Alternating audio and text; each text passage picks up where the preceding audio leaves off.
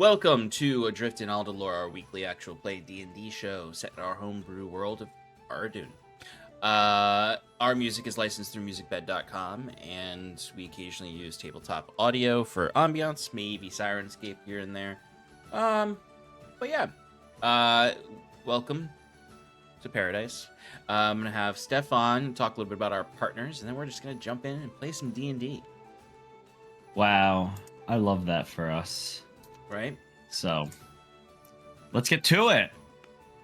Paradise wouldn't be Paradise without our wonderful partners. And those partners include Underground Oracle Publishing, who are a TTRPG, that's a tabletop role-playing game, publisher, who is creating new worlds in the Cypher system and beyond. Their current focus is Foxfire, not Firefox, the old web browser. It's Foxfire, a science fiction TTRPG with a strong emphasis on high adventure and fun, full throttle action, where you play as anthropomorphic animals who left Earth behind long ago to take their place among the stars. For as little as $3, you can become a member through their website and gain early access to their developing TTRPG in each of the worlds they create.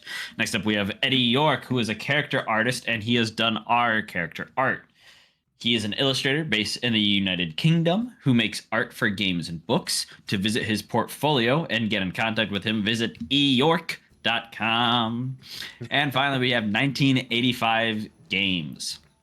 They create affordable, accessible, high-quality accessories for Dungeons & Dragons and other tabletop role-playing games.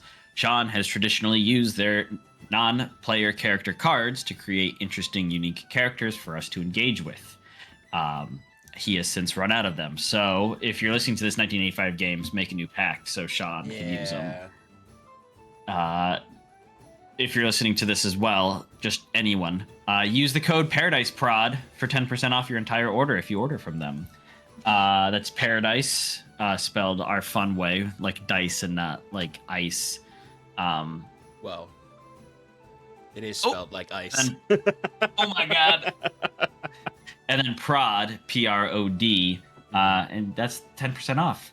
We've got recaps and VODs in the ether. The internet gods have stolen it, but they're on their way. Trust us. We've got a highly skilled crack team going in to ensure their safe arrival at YouTube. Yeah, I did actually work on that the other day. I fixed the VOD where I left the stream running all night and had a 9-hour VOD. Baby steps. Even longer than that, actually. But baby steps. Exactly. You can also join us in Paradise on all the socials. Discord. We're on YouTube. And that's that. Yeah. Cool. Come hang with us. Check us out. We love you. I hope you love us. Alrighty. Let's jump into our recap.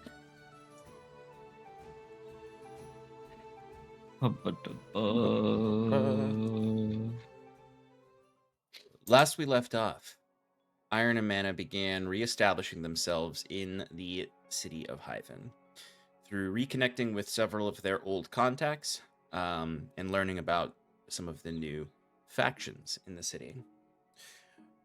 Bruce made his way to the Admiralty Court with Jacquette, where they were easily able to get in. Because Sigil was able to give them a pass to enter into the Admiralty Court. Jacquette did not have to turn on his charms, though he did see the guard, who is a super fan of his. But once inside, they split up. Bruce went to meet with Sigil in the academy to talk a little bit further about the question he asked him, specifically whether or not he's from the material plane, which he said he was not. And Jacquette went to the Hyven Times to learn a little bit more about what's going on with them, but also to take out a full-page ad in the paper the next day to celebrate the return of Iron and Mana with a show at the Harlequin and Chalice. Furthermore, upon he didn't hear about this first, but he decided to write a editorial as well, contribute an article to the Hyven Times, which Cass Alafina was very excited for, actually, considering that she had recently run an editorial from Mr. Greaves himself, which she happily gave Jacquet a copy of that editorial. So, as Jacquet made some homework for himself, Bruce in the academy started to solidify the partnership with Sigil and what they're going to contribute to each other. But furthermore, learned not necessarily the origin of Sigil, but that he has only been on the material plane for 1 short year, as opposed to what everyone else would tell you, that he has been here for ages, always been here, indicating some magical effect potentially. He also showed Bruce the teleportation circle within his private portion of the infant halls of his library, which he also told Bruce was a demiplane itself, that portion of the library. But basically, he asked Bruce to keep it quiet, what he's learning about Sigil, that he would divulge more the more they work together about his origin and what he is doing here on the material plane. During this time, Fyrn was exploring Hyven proper and looking for rumors, asking about adventurers that he heard about, and passing some silver around to learn more. He learned that currently in the Lighthouse District, the Alumno Defiance is in control of the Lighthouse itself. He also saw that it's kind of become a black market, the Lighthouse District, with a lot of tension between factions there. Furthermore, and this is something that Bruce and Jacquet also noticed, the AEC, or the Avenirian Electrum Company, has an increased presence in the city, as well as beefed up its own security around the generator it once offered free power to the city with. Now, the parties learned that they are charging for that power. Fyrn decided that he would try to drum up some business potentially, or some partnerships with them, by seeking out a meeting with one of their sages of coin to present a business proposition to them. Upon learning who Fyrn was and that he was a member of Iron and Mana, they did give him the appointment at a discounted rate, at the adventurer's rate. So he has that meeting planned with the Avenirian Electrum Company. The party overall noticed that this AEC company seemed to sort of be acting as a pseudo town guard or town watch. They don't have full control like a traditional watch might in a city, but they kind of walk around not necessarily policing, but showcasing their strength and trying to intimidate the crime organizations or the factions of the city. The party, well, Bruce was able, with his blind or tremor sense, was able to see the scene of a skirmish behind a fog cloud between the Avenirian Electrum Company and some Chroma Fist Aradunai gang members. Sigil was not lying about the flooding of magic items in the city and the recklessness of the population at this time. Jacquet, actually, I skipped over that Jacquet met with Doyle as well, who is the governor's man in town, and learned an awful lot about what's going on in the city, as well as what's going on with the Commodore and the governor. And in that conversation, Jacquet proposed a few reforms, so to speak, in his own way, and they ended their meeting with Doyle asking Jacquet if he ever considered politics, which went straight to Jacquet's head, which may have even inspired his editorial going in.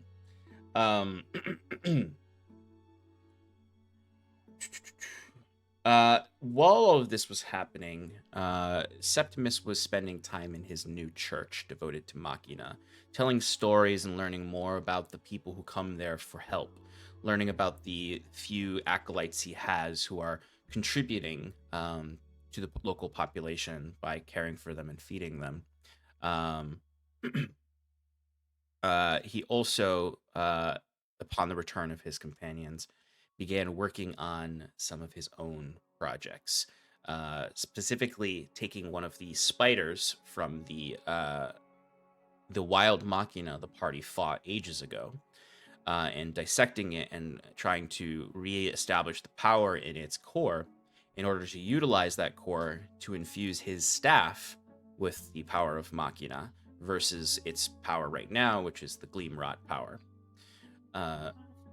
He is beginning to successfully do so. Other than that, the party had a long conversation and debate over what they should do about the Lighthouse District, where Fyrn proposed immediate assault upon the Alumno Defiance defenses there. The party believes that they should wait, get a little bit more reconnaissance, and then enter in, because while Fyrn knows the Alumno Defiance control the Lighthouse District, he doesn't know exactly their numbers, or who's there, or how defensible it really is. And to add drama on top of that, Jacquet learned from Doyle that there's a man calling himself Captain Otto Hastings leading the Alumno Defiance in Hyven, which, if you recall, way back when, in the first arc of this show, our party essentially executed Otto Hastings, cut his head off, clean off. It was in self-defense. Yeah, yes, it was true. Fake They were news. they were meddling in some things. So our party finds themselves getting deeper into the webs and tangles of Hyven, which I think they like, and they want to be entangled in this, but perhaps maybe not so violent so quickly. So where we left off was the party all kind of settling down after this discussion of what their plan is, which is to do some reconnaissance tomorrow and make a plan for assaulting the or kicking, really at the end of the day, kicking out the Alumno Defiance from the Lighthouse District. So it is still the same day. Septimus, I imagine you are working on your staff at the altar. This is in the evening, right? Yes, this is in the evening. Okay, yeah. Then yes. Is there anything anyone else would like to do, or are you all just sort of settling down, getting ready for what is probably going to be a very busy day the next day? So this is still the same day, though, right? Still the same day, yeah. It's in the evening of that same day.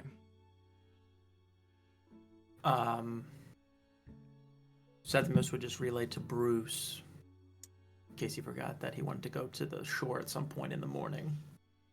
If he could help him salvage some of what he saw in the water.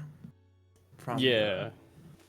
from the big Well, machina. I'll supply him the goods to do that. Or that. That Cool. works too, yes.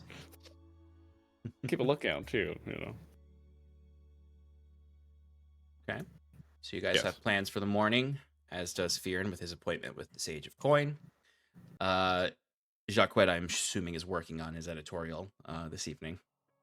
Yeah, and working on his performance for Sunday night.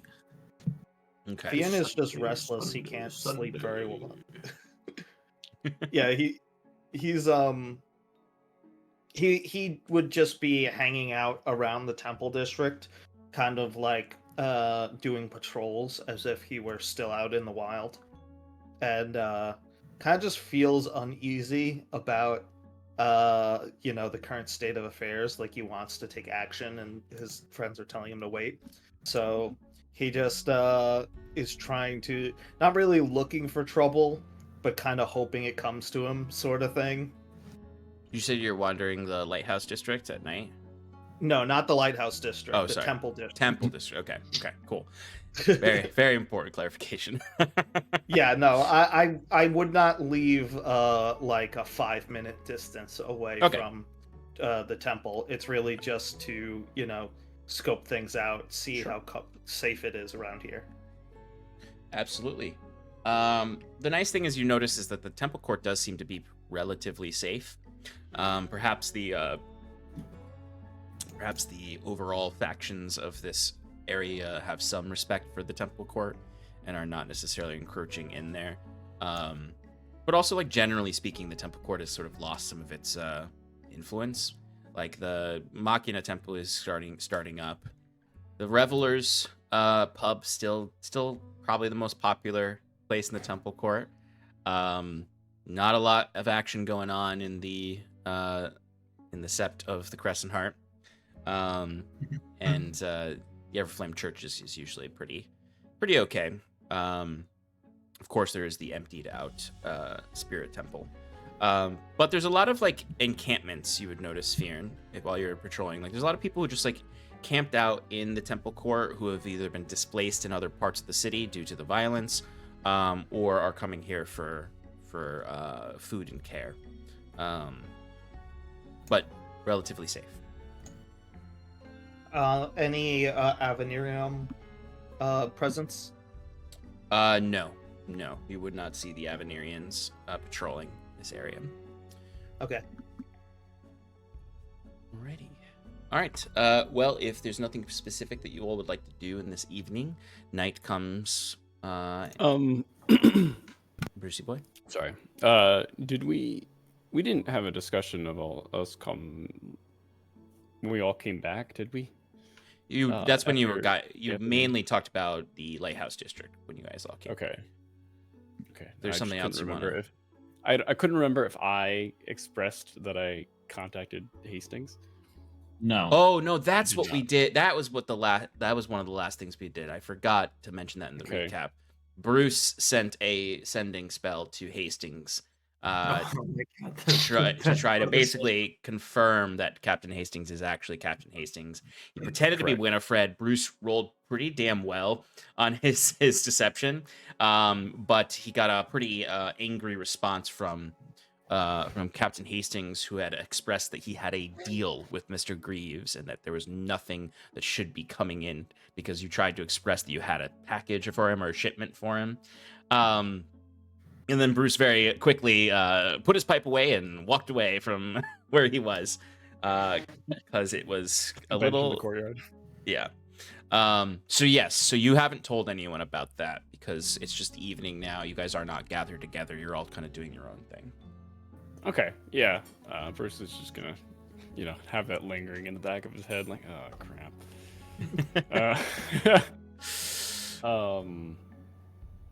Yeah. No, I'll just be reading Timothy Chalamet's. All right. So eventually you all rest for the evening. You would wake up at your own pace in the morning.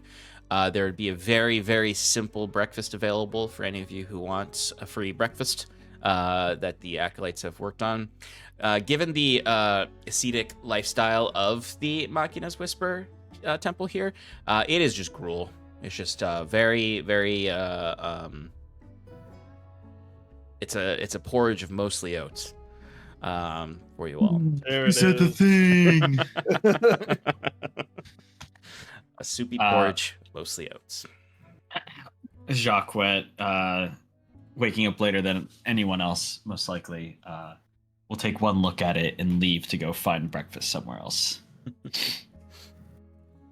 I did not come back to the city from that time up north to eat. He just points to the porridge. This. You see one of the acolytes who's like scooping a bowl for like one of the street urchins here. Is like, it's quite nutritious, really. Dense in its nutrients.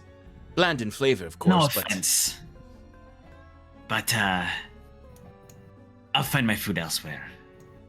Consider it a donation of not eating your food.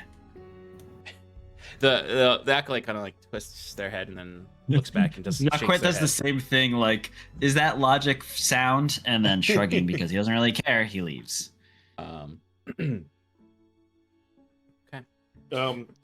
Does anybody want to go to this meeting with me? I know you were meant to scout today, right, Jaquette? Looking at the watch he doesn't have. Well, I have some pressing writing to do. I was planning to scout at some point, sure. Quickly signed myself up for too many things. Well, I suppose it can wait till later. We also got I've got a map of the sewer system in the lighthouse district. Oh, Yeah, I've got all the very detailed blueprints of of the layout. Even this old part Where did you Well- find that? is at the academy. Oh, well, that's splendid. Luckily, stumbled upon it. well, maybe we can study that later and see if there's just a way we can infiltrate from beneath them. That'll really catch them off guard. That's my thought as well. Yeah. One other thing. Yeah, we keep talking about Hastings. I needed to confirm if he was alive, so I messaged him. What? Did it work? Yes, it did. What did you say? I panicked and I pretended to be Winifred. Okay. And, What did he say?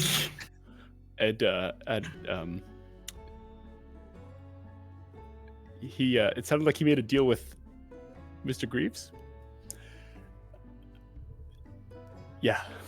Wait, you pretended to did be you- Winifred and said what exactly? I said, you have a shipment arriving soon. To which he responded, I shouldn't have any shipments coming in. We made a deal. I made a deal with Mr. Greaves. And he started using a panic. As if he shouldn't have anything going to the docks. As a deal for his life. That's what my guess is. If Winifred turns up dead, I want you to know that it's your fault, Bruce. Yeah, I realize this now. Okay. Do we bother warning her? I mean, She might not believe us. that's She probably- might not want to see us. Oh, I know she doesn't want to see us. Well, if Hastings really is alive, and as you say, and he made a deal with Mr. Greaves, that's a lot of power that not everybody knows is under Mr. Greaves' hand, you know. Correct. Right. So is this information that we want to maybe sell to the AEC?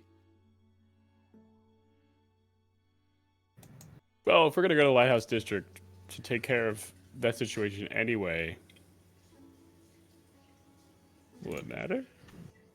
It might, because I'm having a meeting with them before we're doing that. I mean, if you want to sell them that information, go ahead. I don't know how much it matters. Yeah. Well, Yeah, go for I it. suppose I'll try. What other information were you able to get? Like, did you try using that magic where you could like see where somebody is? Oh, I don't. That's not good. I don't know how to do that yet. Damn it. Well, we should probably figure out a way to do that. Can't Sigil do it? He can, but I imagine it doesn't come without a cost. Well, we're pretty loaded. If we need someone to cast scrying for us, I'm sure we can pay any price. Yeah. I mean, Also, these people that we're dealing with, like the AEC, have a lot of money. They have deep pockets. It's possible that they've already tried that. if we come up with something that we want to, I think it's called scrying. If we want to scry on, let me know beforehand, and I can work something out with Sigil. Well, I suppose it might be smart to know if Hastings is in the Lighthouse District when we go to attack. Well, I mean, I don't know about. I still have a potion of scrying. I'll do my recon, and we'll see what more information we might need from that. But I That's think a- we're yeah. okay. And also, we killed Hastings once before. I think we can do it again. What? Has he been training this whole time, leveling up or something?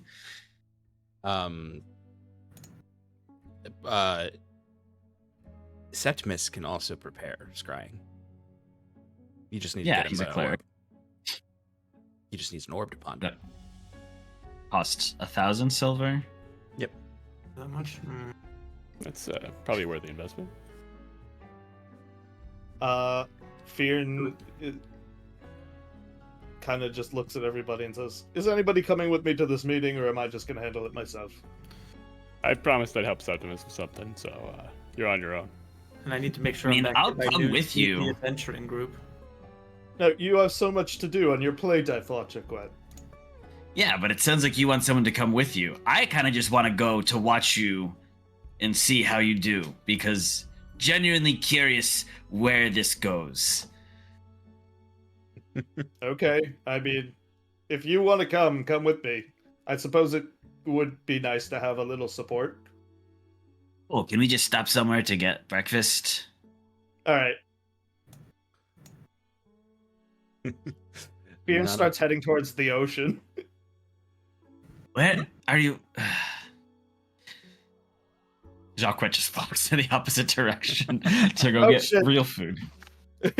Yes, you're able to find a place to get some breakfast. Say you can either spend 5 copper on something simple or 1 silver on something nice. Yes. I'll take the simple meal. I mean, it's better than gruel. Gra. Okay, and then Septimus and Bruce are going to the harbor side to see if you can get some scrap. Okay. Alrighty. Can I get someone to roll me a d20? That's No. 1 level of exhaustion for Mike. Oh, that's right. Yeah, Our new remember? our new bourbon. No, we're not in the wilderness. We're not in the wilderness anymore. Sean, I rolled a 1. All right. Wow. All right. We all die. Can you roll me one more d20 and tell me if it's high or low?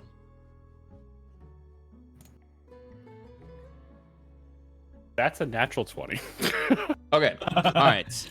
Love that. Love the dichotomy there. All right. So, all of you, because all of you are going to need to walk through the Main Street area to get to where you need to go. You would all notice once again there is another sort of scene of a skirmish. This one does not look like the same in the way that you have the Avenirian like cleanup happening. You seem to have caught sight of this before the Avenirian cleanup, where you can see there are a few of these Chromafist brutes who have been sort of massacred by one of these Avenirians. It's very quick, though. I would say, like, Septimus and Bruce, you're seeing this as you're heading to Harborside. The other two of you, you're, like, coming out of the coffee shop after eating your breakfast and seeing this. And, like, there's clearly an Avenirian who's injured on the ground. And there's, like, it's exactly when the Avenirians have arrived when you see this to support this one Avenirian who is basically got jumped by these Chromafist. And you can see the Avenirian like is pretty fucked up. Like they clearly used some intense magic items. Like he has one of his arms is like completely like shredded to pieces. Like they used some kind of spell that was way too powerful. And you actually would look and it looks as though the Chromafists like accidentally killed themselves with whatever magic item they used. But very quickly though, the fog cloud goes around it as the Avenirians begin their cleanup. Yeah. Another sunny morning in Hyven. but you can head to your respective destinations. So, Bruce and Septimus, what exactly are you trying to do at the coastline where the wild machina scrap is?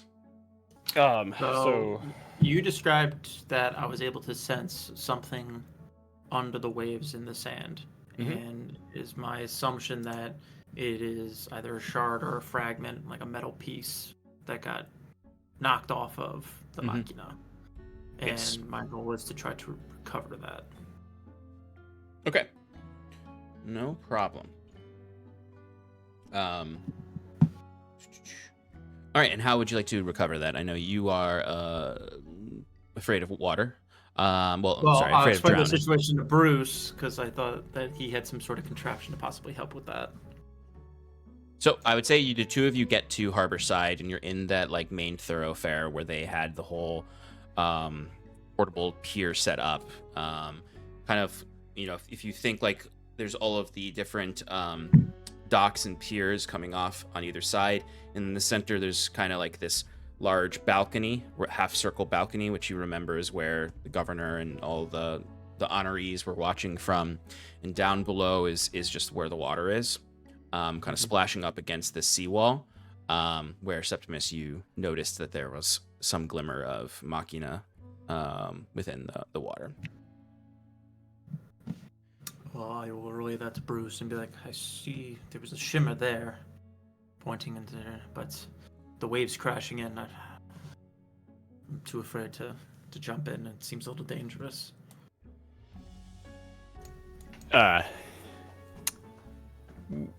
Here, so what I've got is I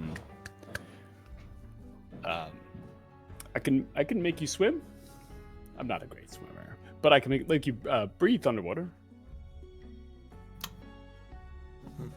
And if it's close by, I mean, I can't really. Can I see you, Sean? Can I see you? Oh, the no. shimmer?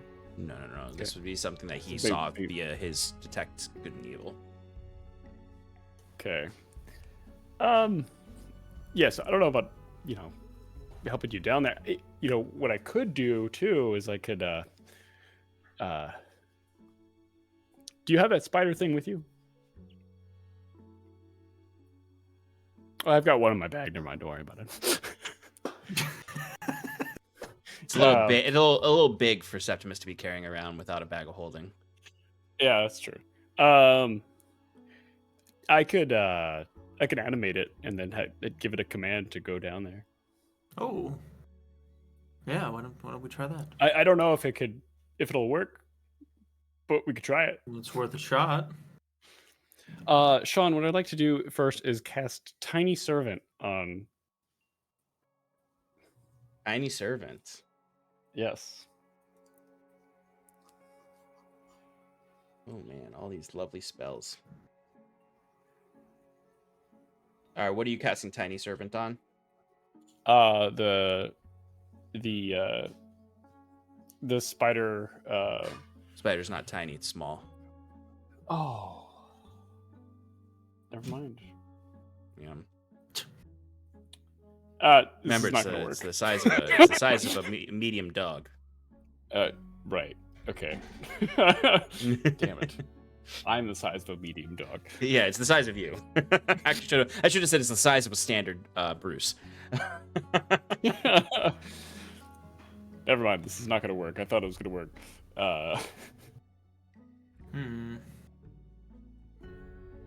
And actually, you guys might not remember this, but I still have a potion of Longstrider that's only used for underwater. Oh, the underwater Longstrider? Yeah. I mean, how aggressive are the waves crashing in? It's pretty windy, sunny day. So it would be a rough swim, especially for you, given I don't swim. you don't really know how to swim. No. You could you're a good doggy paddler, but this is definitely waves that would like sweep a doggy paddler out. Yeah. I mean, you're also really heavy now, though, with all the metal on you. So you might just sink to the bottom. Yeah, but I'm probably That's not a bad idea though. Is the shimmer down right down below us? It's you know, Septimus, that it's on the bottom of the bay. Then how would I get back up is the problem if I'm just gonna sink. Exactly. Well, you anchor yourself down, and then you detach yourself from whatever anchored you down. My body would be the anchor. Well, you take off your armor, right? Yeah, if Oh, you my take off your body, not armor, my armor. yeah, he's got a metal arm attached to his back and metal chest. Oh, that's also a problem. Yeah. He's got 2 metal arms actually. Only 1 meat arm these days. Well, if I can somehow. Well, we don't need to settle this right now, but I thought I'd at least show you, and maybe I'll give it some food for thought. Yeah, let's just sit here for a little bit. Let me ponder a little bit more. Come up with an idea. Okay, we'll jump over to Fyrn and Jacques while you ponder, and on the bench by the by the shore. So Jacques and Fyrn, you enter into the Avenirian Electrum Company offices. You would see that same brutalist lobby with the foreboding sort of high ceilings and minimalist architecture, and then those individual kiosks, which are kind of like these little tubes almost that these workers are in, that have like one light above them that kind of constantly has that little like buzzing sound that you've heard in some of the places powered by their generators, their substation. And Fyrn, you can walk up to you see Amizra is still there. Okay, cool. And she would look at, welcome, good morning. Mr. Fyrn, White Eye of Iron and Mana. Are you here for your morning appointment with the Sage of Coin? Yes. Excellent. There is coffee and refreshments over there. If you can take a seat, they'll be with you shortly. I will call your name out and lead you back to their offices. Okay. Well, this sage that you speak of, do they have a name? I leave that up to them to introduce themselves. Okay. I suppose I'll go over there then. Absolutely. Coffee and refreshments, if you wish. It shouldn't be long. What kind of refreshments do they have? They have some pretty they've got some like buttered cookies that are laid out. Like very simple, like and if you see someone go up and grab one, and it is immediately replaced magically. And you could also see like the coffee that is there is kind of in like this metal carafe that seems to be self-heating and keeping itself warm with little steam coming off of it, with little glass mugs. It's kind of like a continental breakfast coffee area with the dessert station. Jacques looks over and like pours himself a little cup, sniffs it.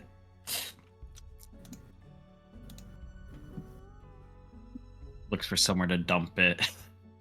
And I'm sure it tastes bad. Yeah. It's magical. It's magically produced coffee, which means it just has this, just lacks the kick of the real thing. Right. Fyrn pours like a full glass of it, and like takes a few cookies, and just like immediately like chugs the whole thing of coffee in one take. It's just scalding like, hot. Ugh. Does like the fact that I'm wearing ice stuff cool it down at all? Actually, yes, the coffee would probably get cold pretty fast in your hands.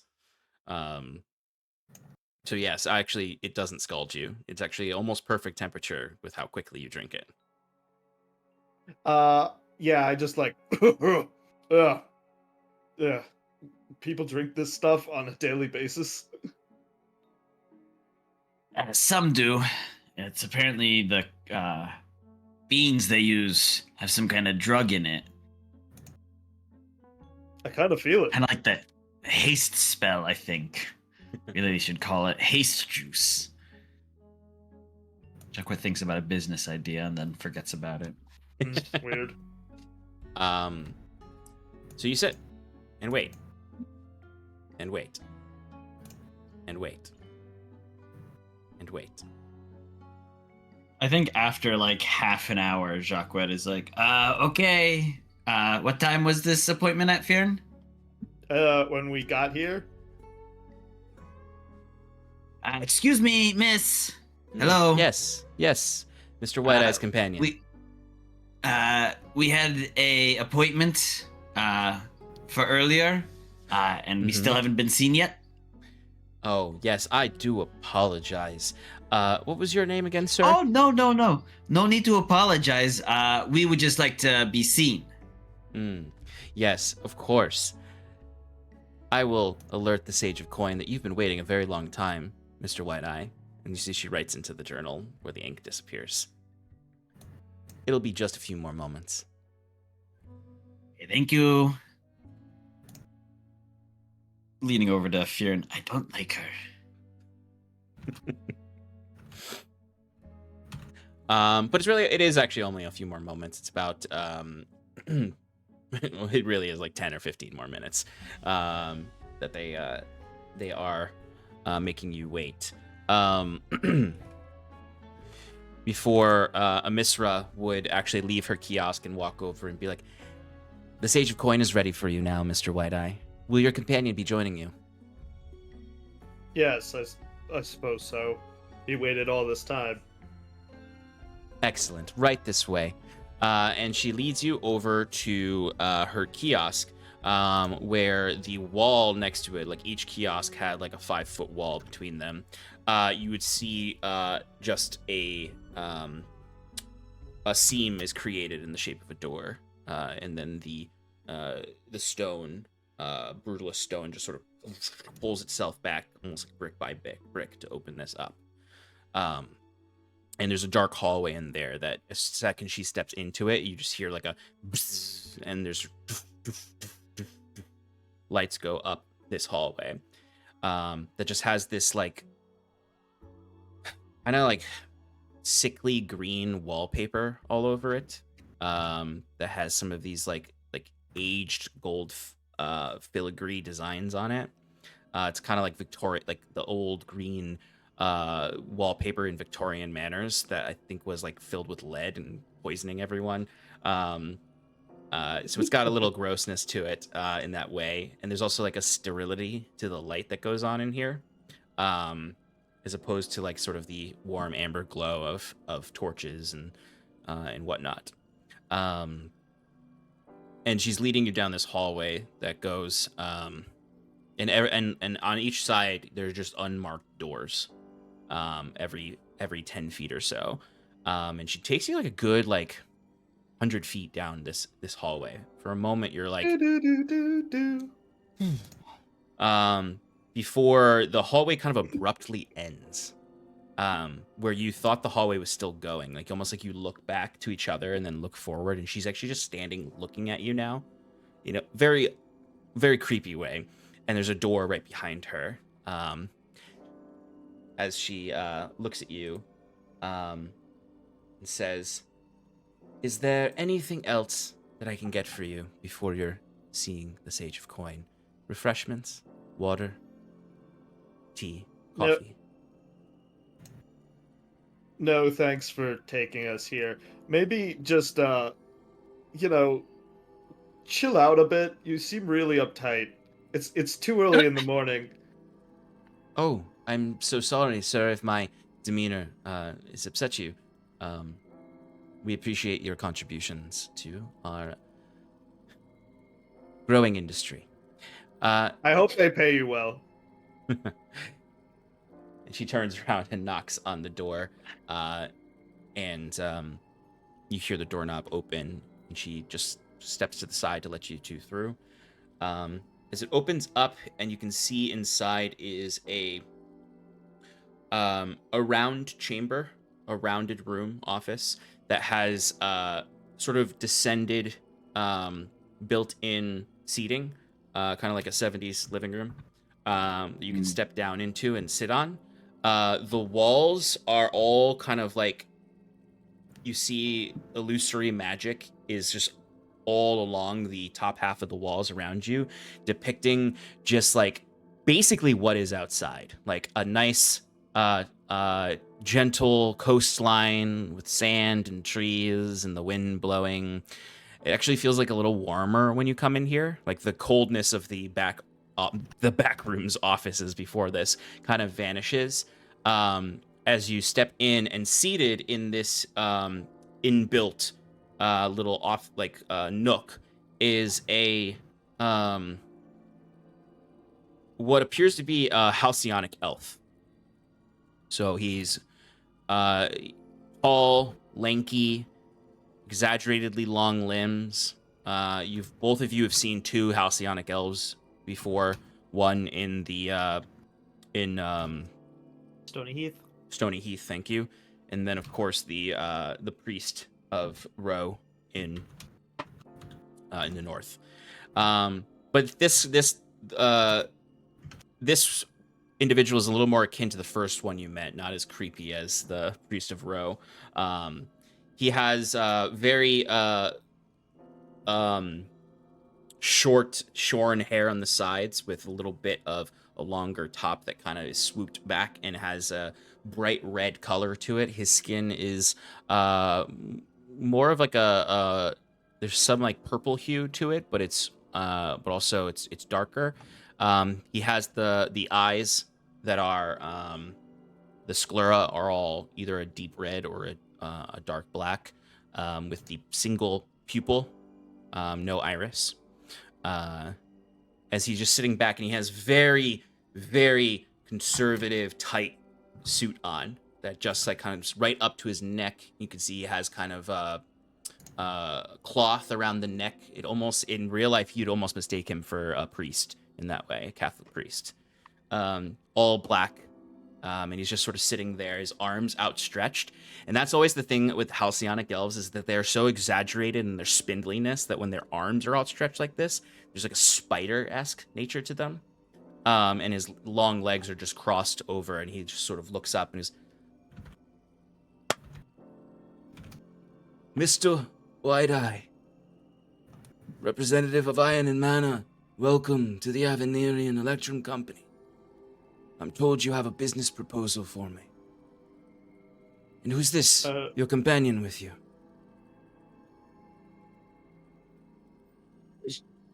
Jacquet Duchard of Iron and Mana. Pleasure. And Jacquet like kind of gestures as if asking for his name. He holds his arm out, and if you're stepping in closer to the room, it like feels like the arm is reaching across the room to you almost in that way. As he goes, Mr. Touchard, Mr. White-Eye, your reputation precedes you. I am Mr. Dezaros, Sage of Coin here, outposted in the city of Hyven. Long way from my home in Avenir. I look forward to the rail system being completed so I can visit home. Sure. And he kind of like quickly picks up on you saying that. Aquaman goes, not ones for pleasantries, it would seem. Mr. White-Eye, I'm very curious to see what business proposal an adventuring party has for the Avenirian Electrum Company. Well, to be honest, sir. Sorry, what was your name again? Mr. Dezaros. Mr. Dezaros, my apologies. To be honest, I am just a humble glacierman from the north. I've not really done many business deals in my life, mostly for territory and wartime pacts. but I feel like things in this city have gone much more dire since I've been here last, and I come to possibly offer our services as I believe we have a a common enemy. A common enemy between adventurers and a company. And be kinder to yourself, Mr. White-Eye. The Northerners, the Tiefling clans in the north are industrious people. Very strong trade lines were established by your people that helped spread commerce across this great Aldhalor, which helped my people settle many of the regions to the east or the west. My people. I grew up in Avenir, but I have some sympathies for the Kirinor.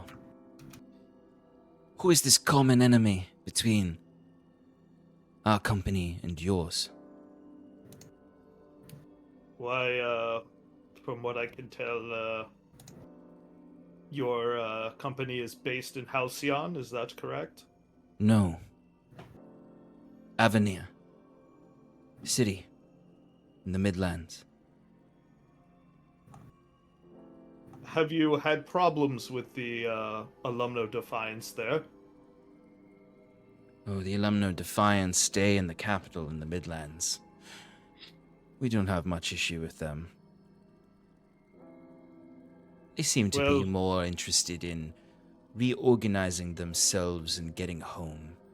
Exiles, you know, a lot of them. You would think so.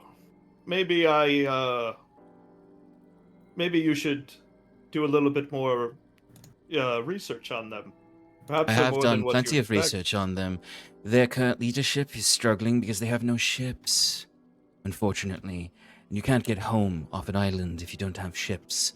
So they need to make deals. Deals with companies like the Avenirian Electrum Company.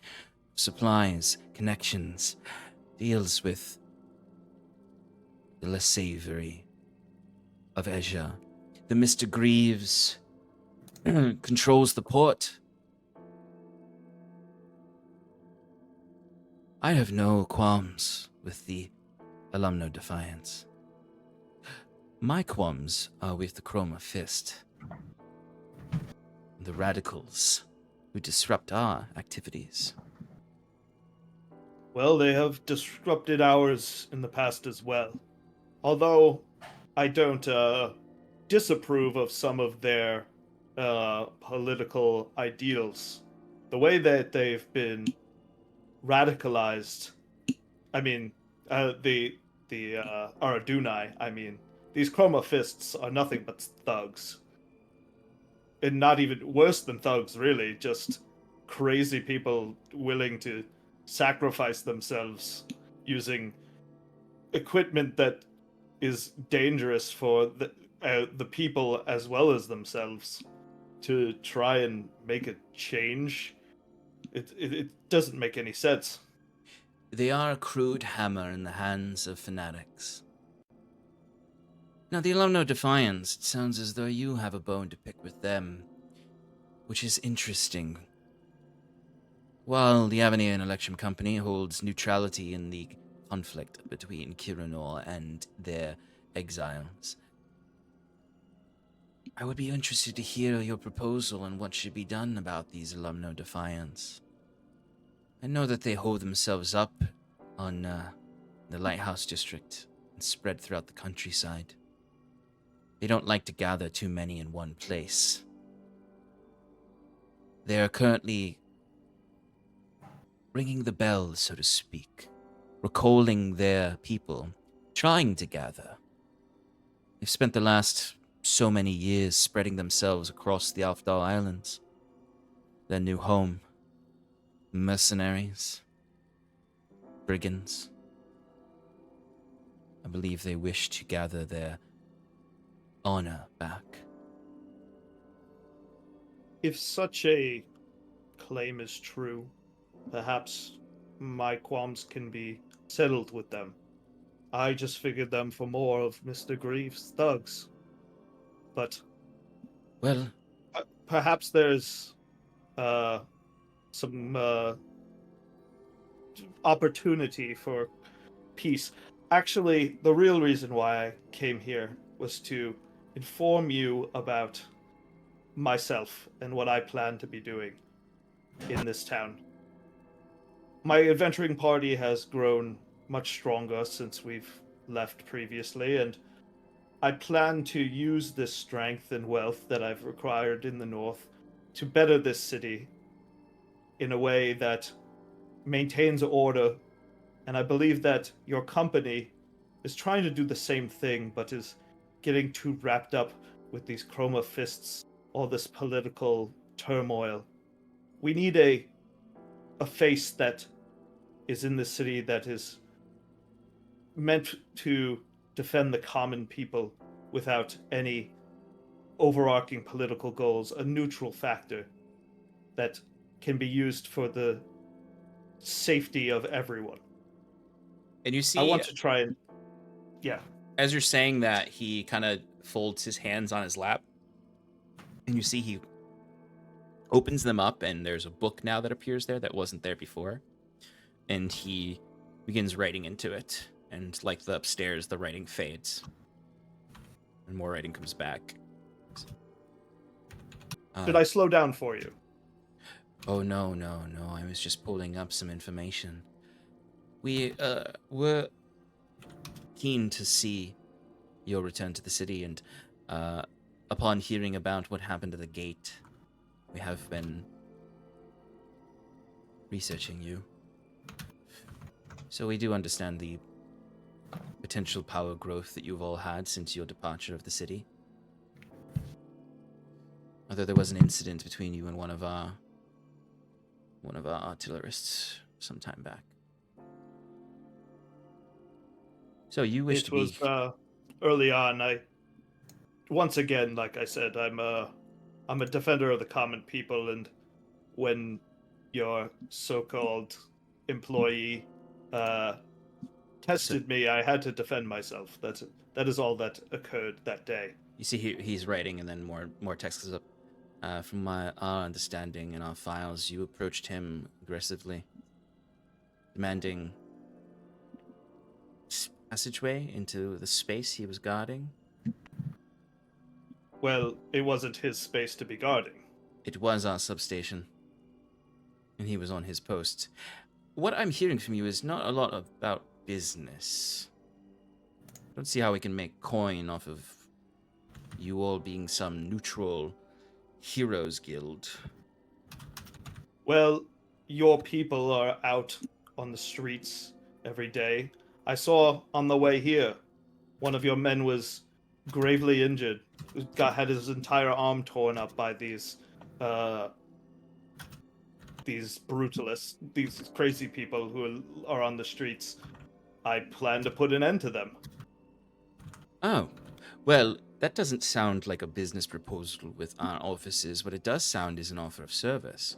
We're happy to write contracts for your adventuring guild to take care of some conflicts.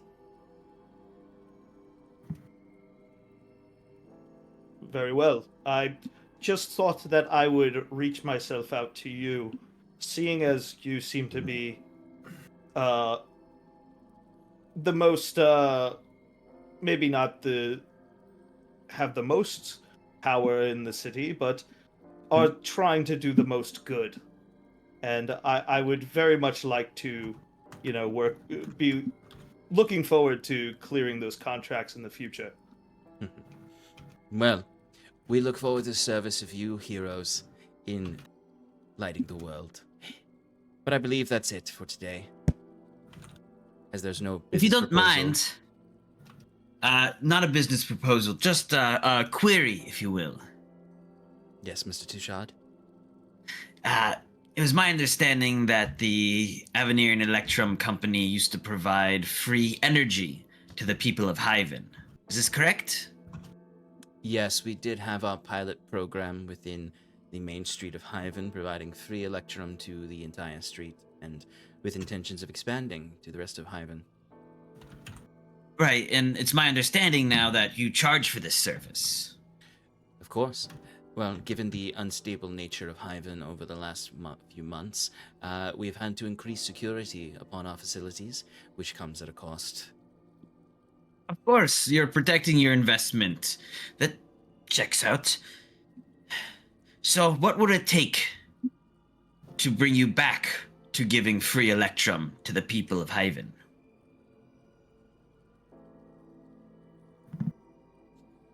Well, we would need some analysis of the safety of Hyven to show us that we no longer need to employ so many armorer and artillerists here, and furthermore, a proposal of what we would gain from returning to that program. It was a useful program for getting our facilities built here, but it seems to have run its course. Perhaps a You proposal have for individual basis applications for free electrum. Do you have this program in other cities? I'm sure Avenir, right? That's where the city. I'm sure Avenir has electrum for every hovel and outhouse. But are there other cities in the Alfdal Islands that you have this program in? In select neighborhoods within the capital, we have this program, and then in certain areas of the capital, we are charging for the service. There's discussions of a launch in the Zon territories, but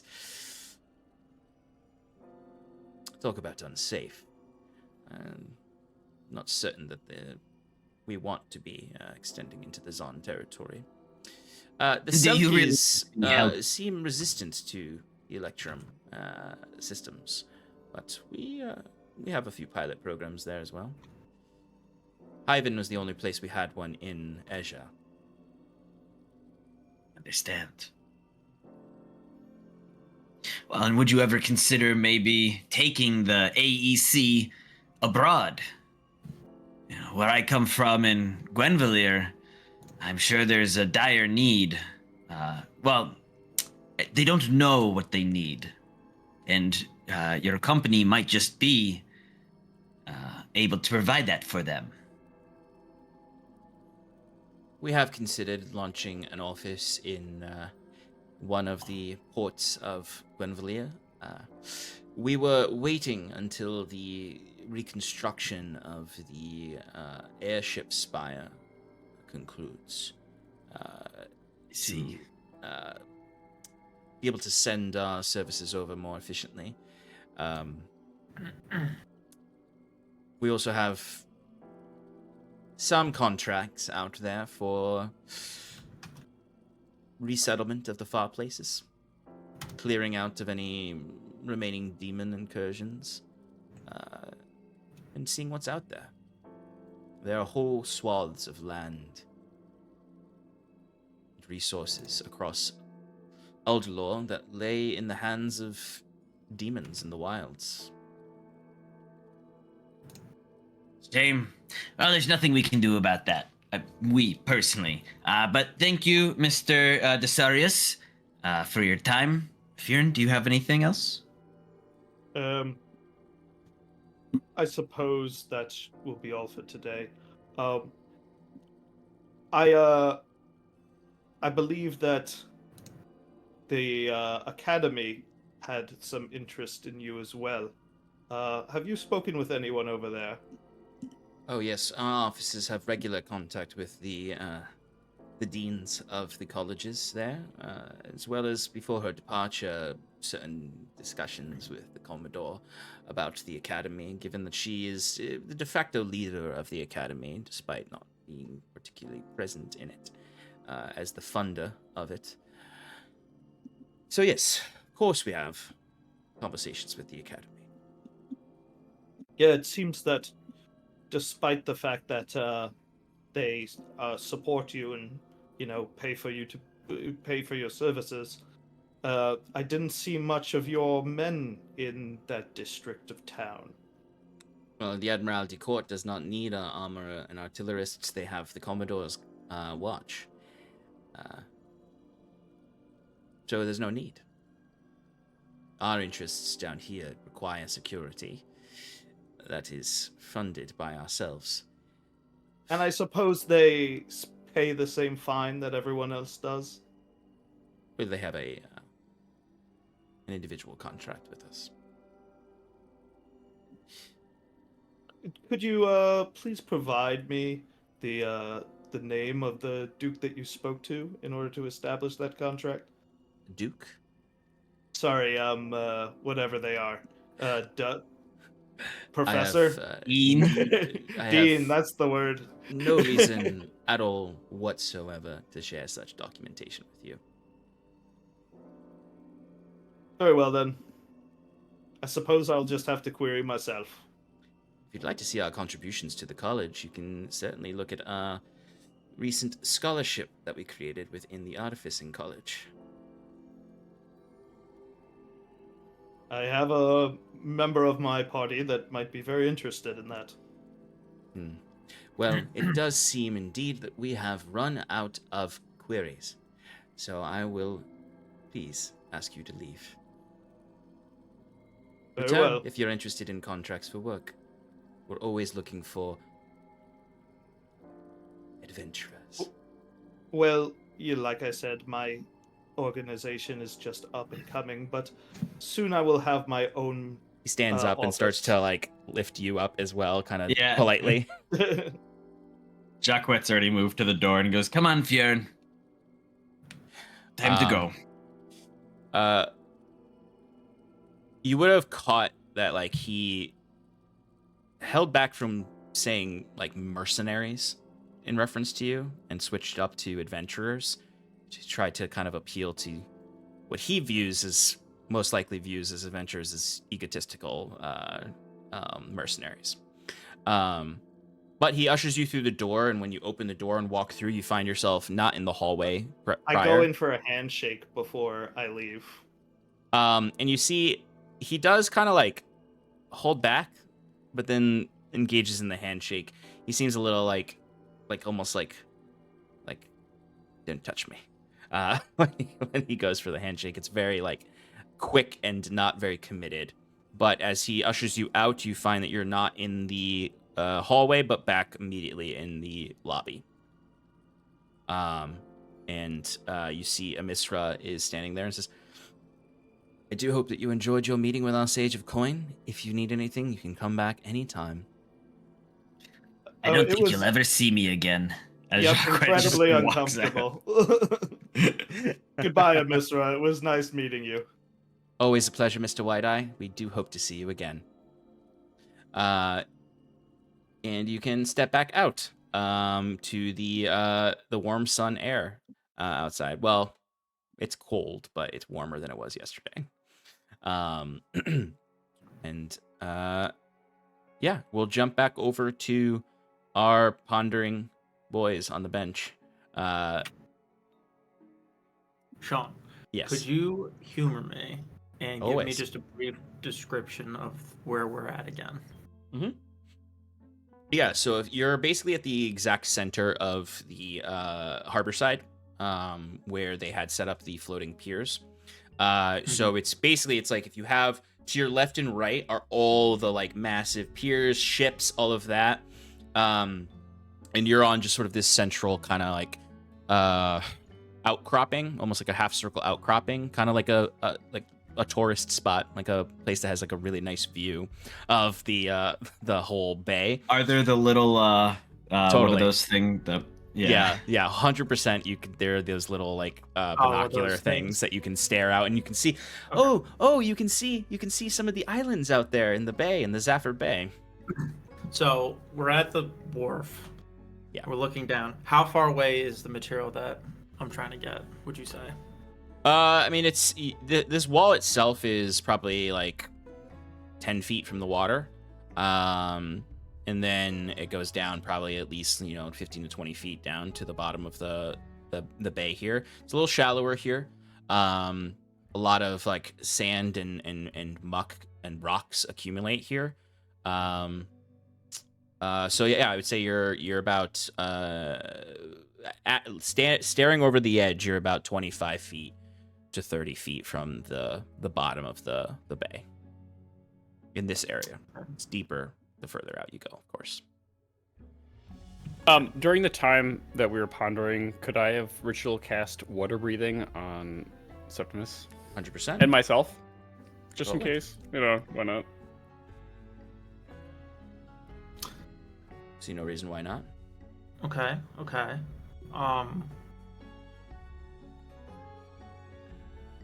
Are there any cranes nearby?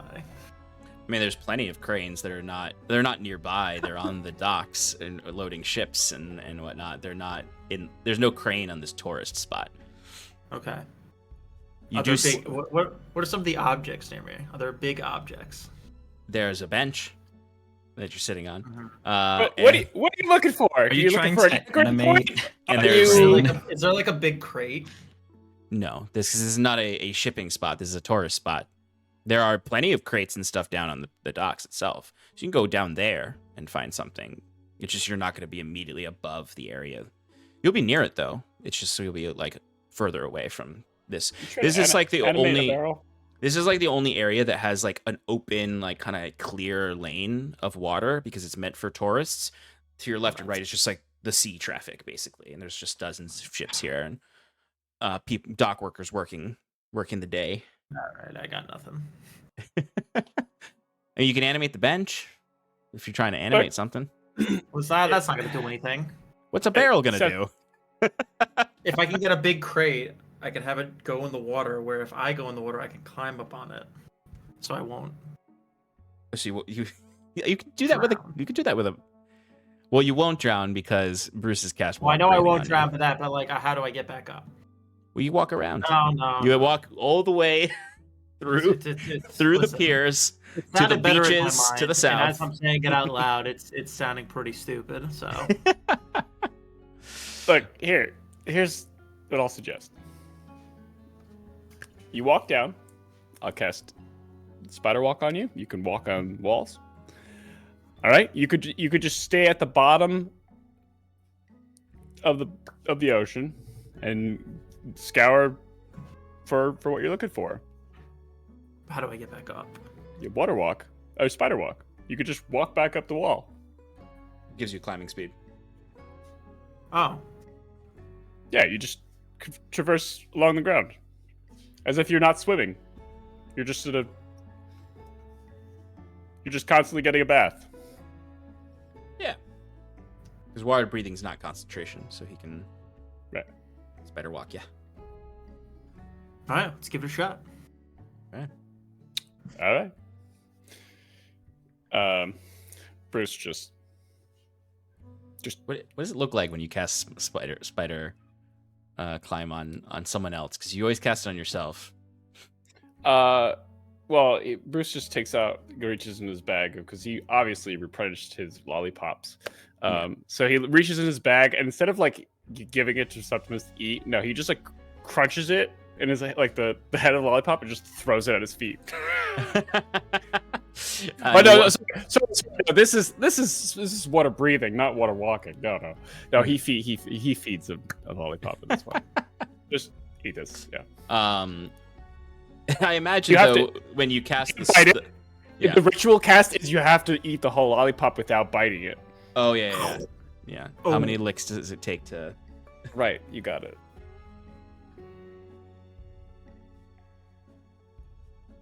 I never liked these.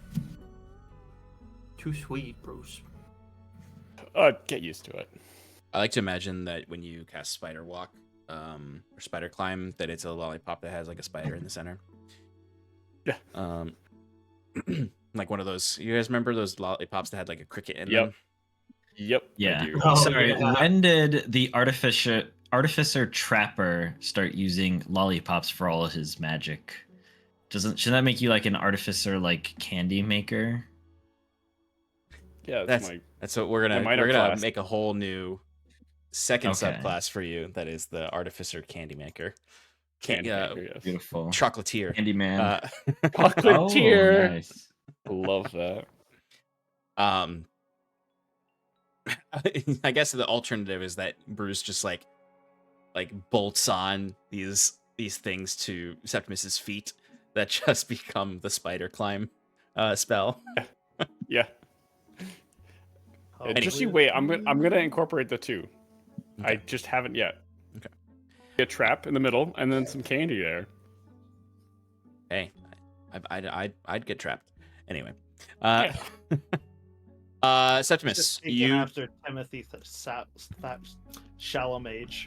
Yeah. Who's also a chocolatier. Septimus, you can actually works. Septimus, you can climb down the side of the wall of the outcropping. It's very awkward, having not used spider climb before. It's very like you feel thrown off because it's almost like the gravity is being messed with, and you're actually literally like walking down the side. You feel like you're gonna fall every like second of it, but you slowly walk, and then you get to it, and you're just like this. Wait, Septimus. Bruce is going to reach into his bag, get out his immovable rod, and his very long chain that he bought previously. And he's going to wrap one end on the immovable rod, stick it through, and then toss him the other end. Just so you have an easier way to get back. It does make it like more comfortable to use the spider climb, to have like kind of the chain. You're just kind of like walking down almost. Yeah, I mean, like attach it to yourself so that when you're walking around, you don't get swept up by the waves. Yeah, just because I was just about to say, you... like, Septimus, you just feel like this huge like splash of water shoots up and soaks you as you get to the bottom. You just taste that briny salt water there, and there's like seaweed that gets on you. Yeah, but he can't breathe water, right? Yes. Yep. For a second, like he's timid as he like goes in and just like, as he takes like small breaths, and he's like, oh, okay, get this up. As he'll keep the chain on his robotic arm. We'll be continually grabbing it as he wades through the water. Absolutely, the water is absolutely frigid. It is. Good thing I still have those boots. Yeah, it's that I never unattuned to. That's good, because it's like absolutely like hypothermia levels cold in this water. And you know where you saw the item, this piece of scrap. You can see like a ton of other things down here. There's just like old debris that's fallen off, like broken barrels that have kind of just turned to driftwood. You see some large swaths of seaweed, but you're able to get to the spot where you know it is. And you can find there a large hunk of scrap that seems to have come off of the chassis of the wild machina that was here. It's not like it's a full complete like plate. It's like a Fyrn at one point probably smacked it and cracked the chassis in half, and this is one of those pieces. Okay. And I'm able to dig it up and grab it? Yeah, like it's heavy. Like you're definitely gonna be but it's not too heavy for you. You're able. You have the belt of giant strength, so you're able to. Giant strength also. Yeah, that's what. Yeah. If this wasn't the belt of giant strength, then Septimus would absolutely have some trouble dragging this out,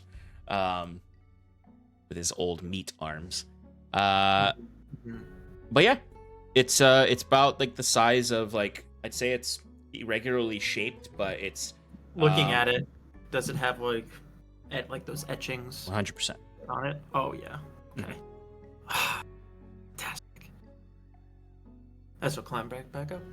Yep, and you can see once you get out of the water. I imagine he's got like one. He's got it tucked into one hand, as he's got the other hand on the chain in the third hand, kind of like pulling on up, even though he doesn't need it, but it's still awkward. And once he gets up there, he like slaps it down, like boom. Like, look, Bruce. Oh.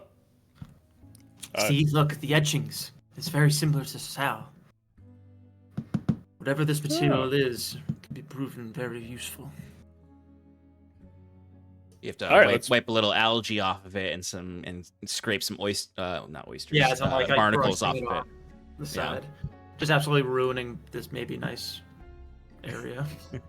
Oh yeah, there's like a slop of cold algae and barnacles now here. You see like a family literally like pulls their child closer and walks quicker past you as you're just so this like madman covered in machinery that's scraping barnacles off of a tablet from the sea.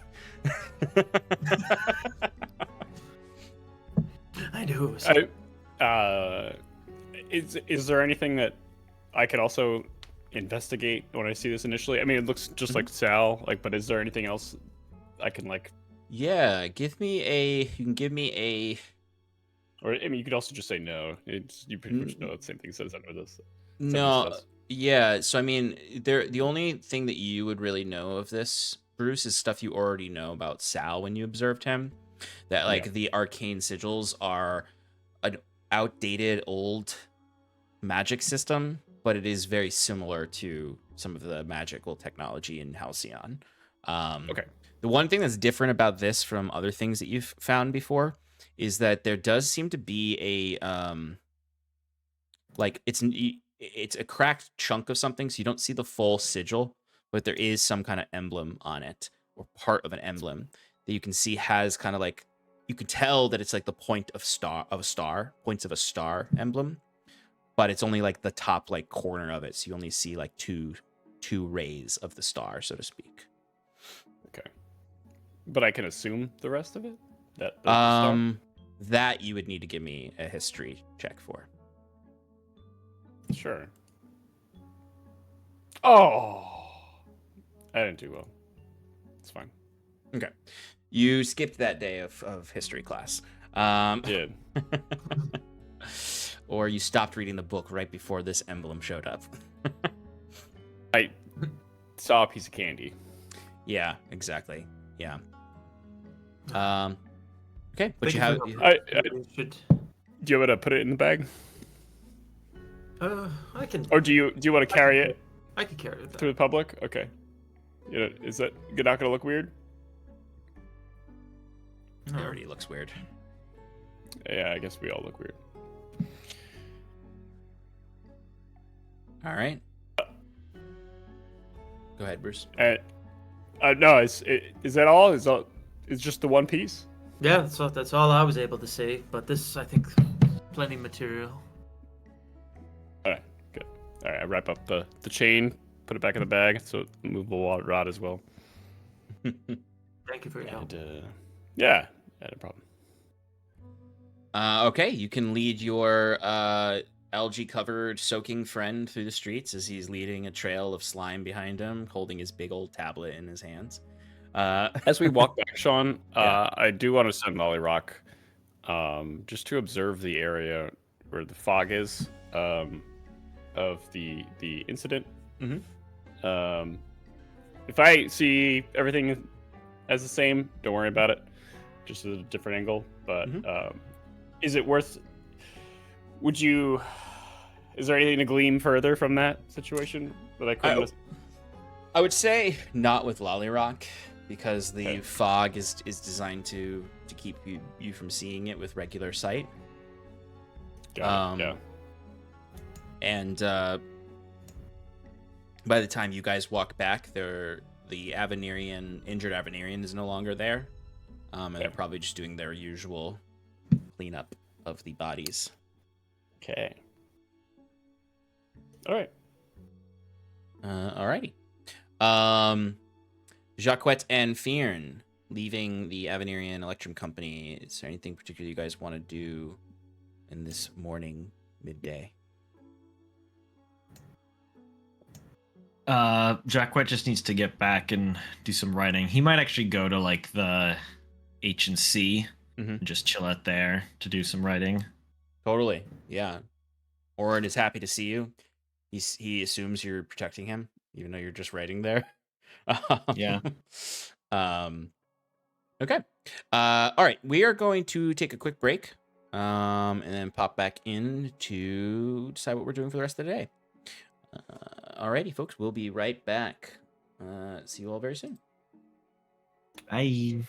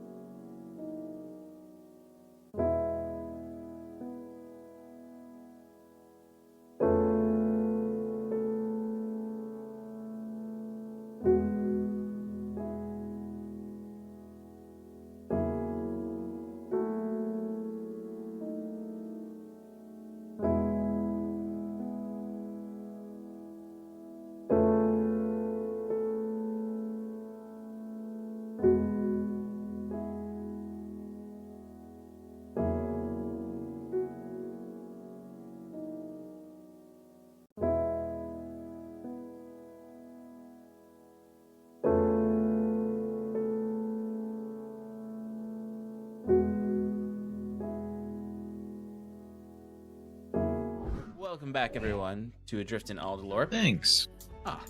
You're welcome. Our heroes have met with the Avenirian Electrum Company to try to offer some kind of cooperation. They were not particularly interested in anything that had to do with sort of Iron and Mana becoming some neutral policing force, but they were very interested in hiring you guys for contracts.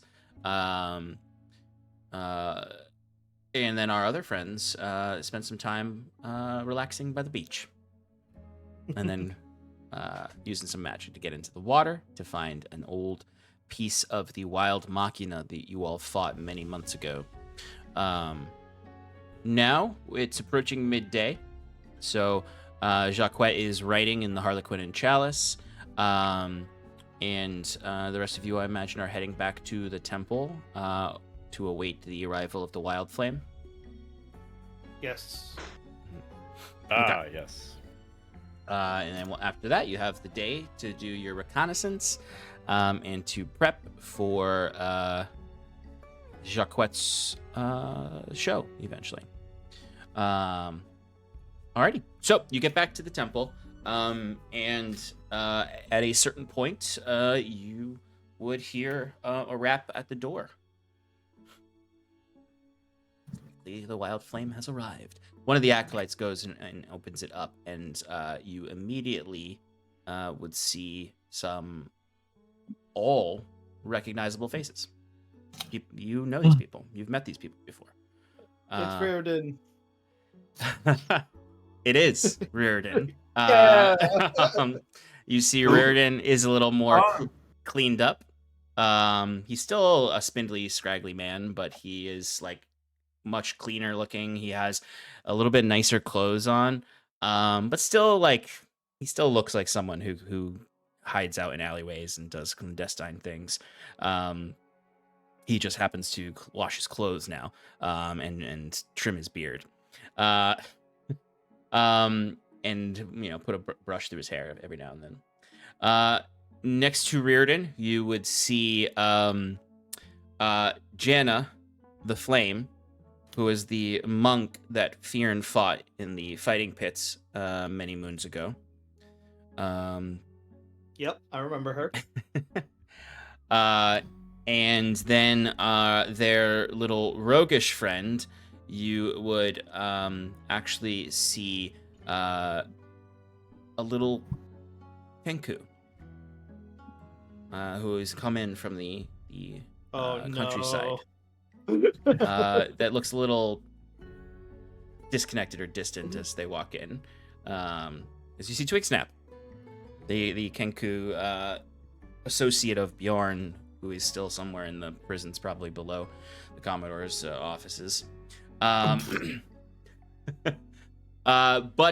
Reardon kind of like walks in like he lives here, expecting to see Jacquet, and he's kind of like, Iron and Mana, and he looks around. He's Iron and Mana.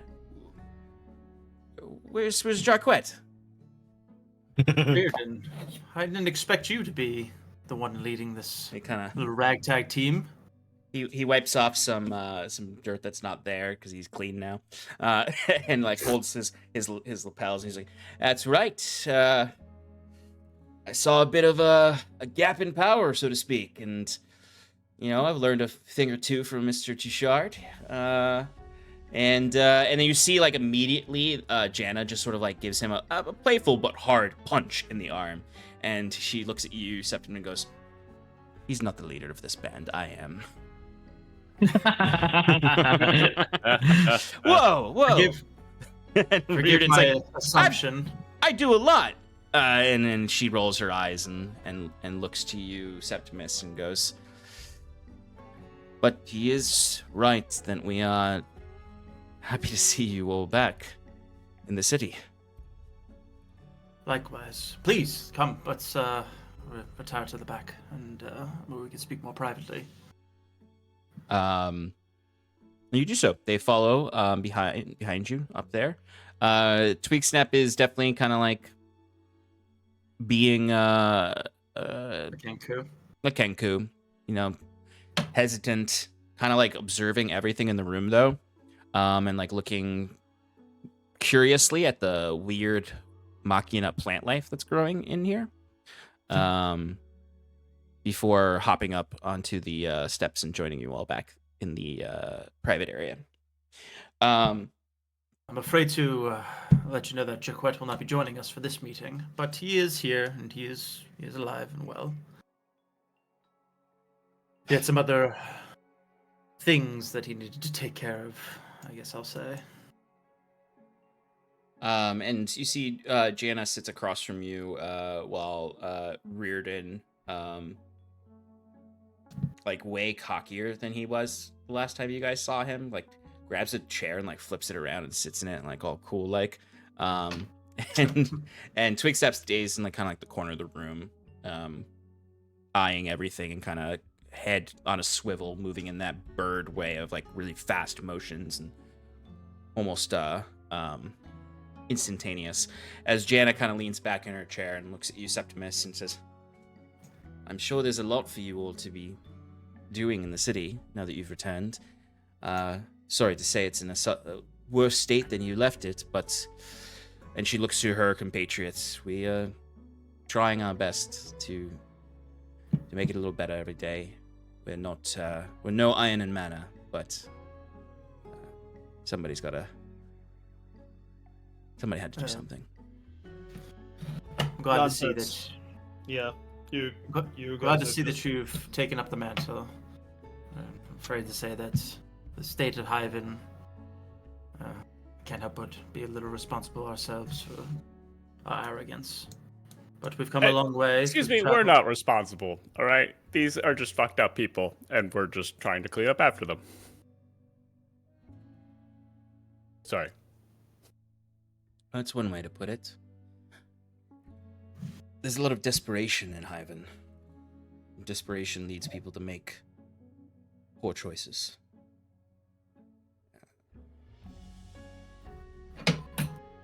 First, I'd like to say, I think we left on a bad foot with your compatriot Twigsnap there last time we met. But, I don't know. We've done a lot of, we've been through a lot of things since we last spoke, and I think I'm trying to come back here as a force for good, you know, to clear up these streets, and it seems like that's what you folk are doing already, which I have to commend you for. It's not easy, for sure. And Reardon kind of like leans forward and he says, "Yeah, it's there's only so much the three of us can do protecting neighborhoods, but we've done a pretty good job of keeping at least some of Mr. Greaves' syndicate in the Widow's Ward. Yeah, the Mercantile Nice. District is a big place, so we can't protect everybody." What have you done thus far? Can you give us some examples? Well, Were they recorded at all in the Hyven Times? there was and Reardon gets like kind of like excited. He's like, there was a little it wasn't a front page or anything, but it was a little corner story about us. They didn't get our name right. Called us the Infinite Flame or something. How Yeah. incredibly rude of them. Yeah. I think either way, Jacquette's going to be very happy to see that you got some publicity. Yeah, we what we do is really try to break racketeering protection schemes. There's a lot of people owe the syndicate money, and they kind of put them in situations that they can't escape. It makes me think about my earlier days, and try to do something good with the influence Mr. Jacquette has taught me. And a second chance I had, and give these people second chances. Right. Well, The nature of this meeting, I think, has just become much easier. I invited your group to come to meet with us because we wanted to announce us coming back and our plans for the city to topple Mr. Greaves and his stranglehold of crime. We were hoping that we might be able to work together. And Janet kind of looks around and she does, like, she's, you know, she doesn't know you guys as well as Reardon does, but she also doesn't have like the negative experience that Twigsnap has. She's just clearly, you can tell in Fyrn, and you can even tell from like the last time you met her, you were fighting her, and it was very like jovial, sportsman-like in the way you talked, and you were trying to get information about how to get involved in Mr. Greaves' syndicate, kind of from her. So Right. she's clearly like a little more careful than Reardon, who immediately like claps his hand. He's like, "Great, when do we start?" And she looks at him and kind of puts a hand up. A partnership would be beneficial, I think. We'd like to know more of your vision, of course, of what your plans for Hyven are.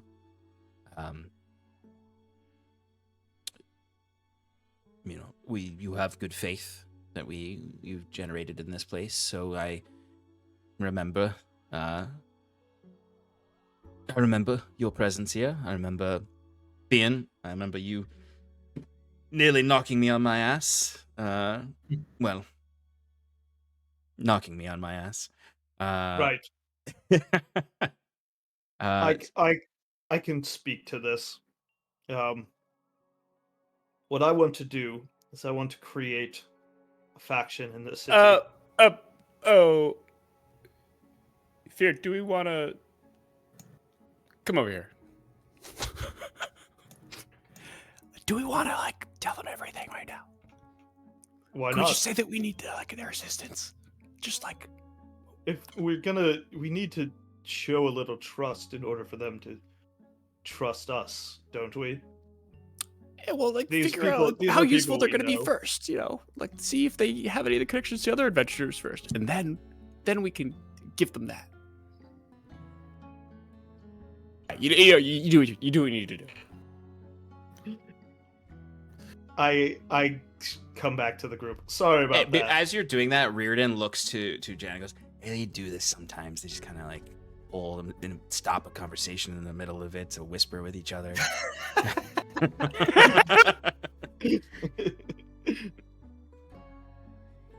What I want to do is I want to make this place a place for the people. I know that sounds ridiculous, but I want to make it so the factions that are in power now have to be held to a certain standard. Doesn't it seems that the Commodore has done things that, I mean, she's not doing a good job keeping her entire city safe. Maybe part of it, but I know for a fact that Mr. Greaves has been giving out dangerous items, causing people to do all this destruction in the city with the Chroma Fists. I'm not sure where they came from, but the fact that they're getting all of these items is clearly a danger to the people, and the AEC seem to be trying to gain control through their monopoly on this electrical system that they're implementing. There's just a lot of bad going on, and we need a way to clear some of this. Not completely destroy it, but perhaps regulate it. A solace, a place working with the Temple District to keep people from losing their jobs, their lives, their livelihood. Just making Hyven a safer place. And we have lots of plans to do it. If I may interject here and at least give or vocalize my feelings on the situation. I was born here. I'm from Measure. This is my home. I have a connection to the people. I wish nothing more than to see them uplifted. Septimus, like, trying to carefully, like, not give away too much with, like, his religion, but, like, Yeah.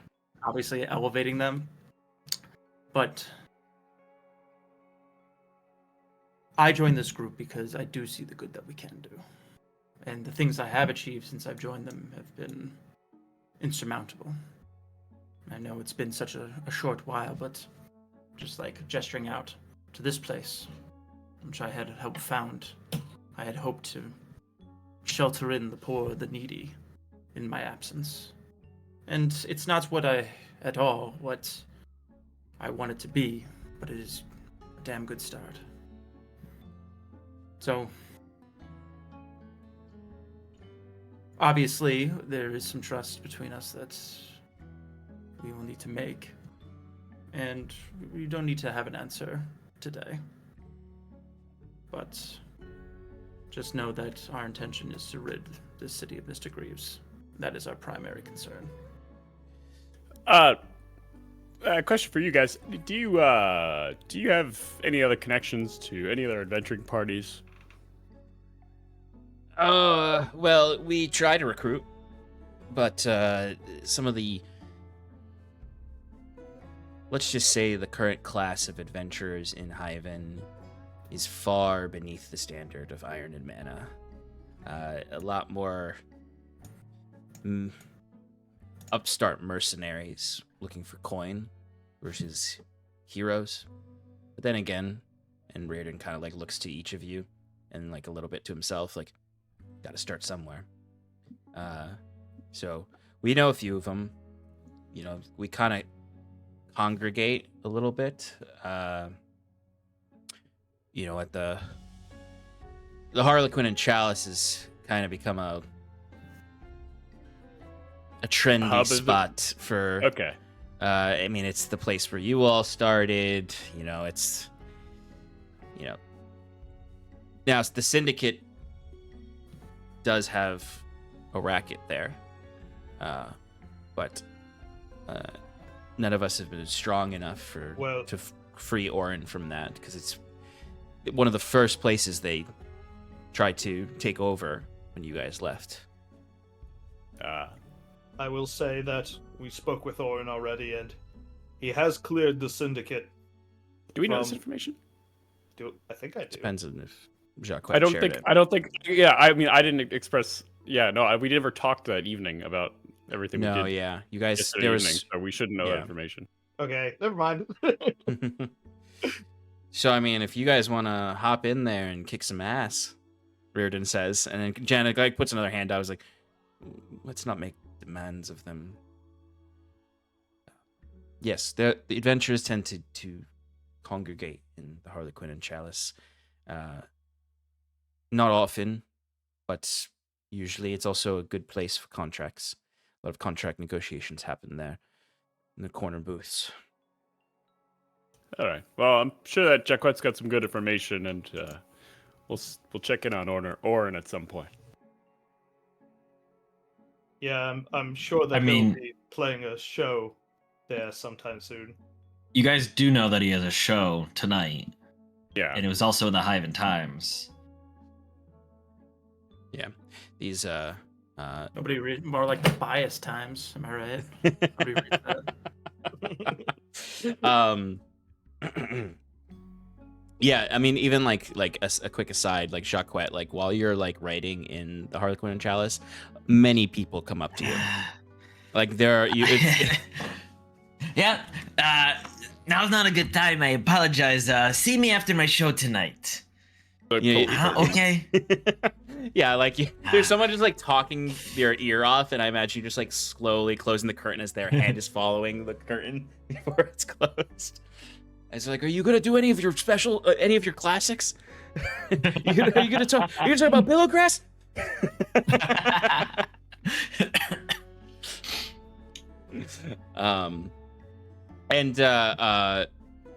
I would say that Reardon does read the Hyven Times.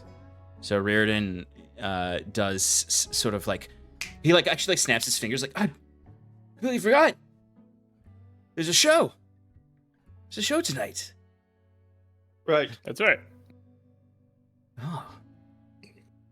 But Jack Jack probably actually already given Needless, us. needless to say, the busy, the important business that he needed to attend to, I guess, is to get ready for said show.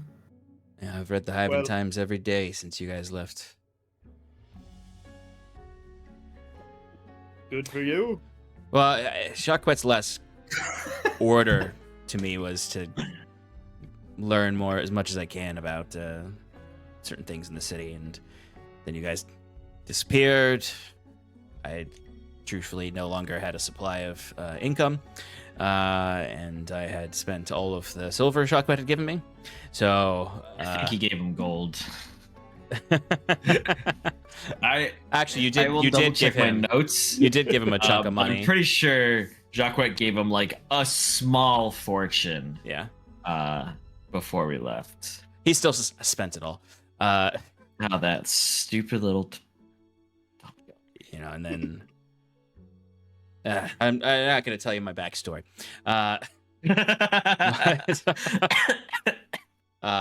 But I think, and he kind of looks to Jana, and she gives him a nod.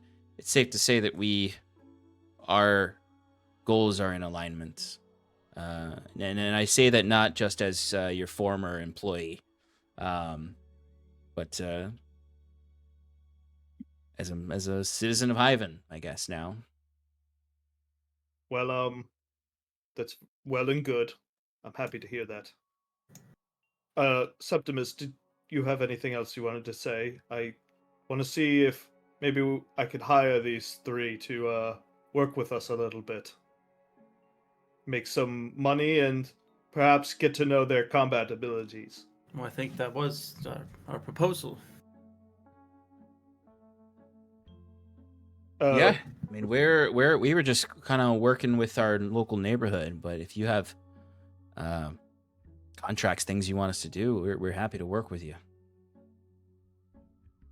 For now, I believe before the show tonight, I was planning on Jaquette and I were planning on doing some scouting of different areas around the city. We acquired a map of the sections underneath the lighthouse district from the academy, and No. Just my notes. I just wanted to. That's confidential information that I took out of there. Well, whatever. We wanted to test the validity of some of these passageways. Do you mind accompanying me? Well, Twigsnap here is quiet as the night. Very good at remembering things too, drawing things out, and I've squeezed through some of those tunnels before, when wandering around trying to listen to things for Jacquette, chasing street urchins. Children. It was mostly children, but that's beside the point. That's in the past. We got the information we needed, didn't we? But yeah, I mean, we're happy to help. I mean, when are you trying to do this? How about right now?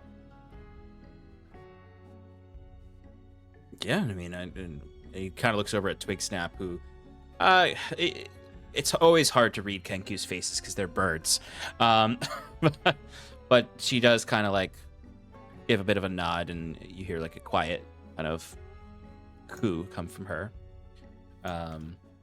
Yeah, it sounds exactly like that. I'm a birdie too.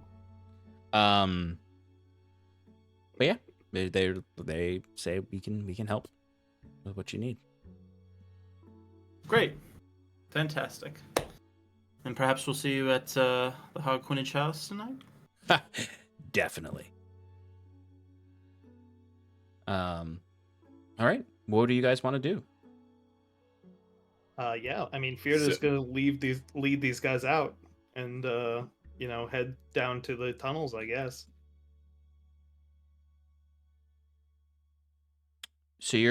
what are you trying to find within the tunnels, or figure out within the tunnels? If there's a passageway that leads to the lighthouse? Yeah, I would say general area of the lighthouse. If there's a passageway that leads all the way up, that would be best, but I don't think we would push too close to it. Because we didn't want to, cause any unnecessary alarms with the things. Like, basically, we're scouting it out. If we see that there are any Alumno Defiance or bandits down there, we will play it by ear, using Twig Snap as a scout, just clearing things out. If there's any debris or rocks that have landslided it, marking it on the map and things of that sort. Just trailblazing.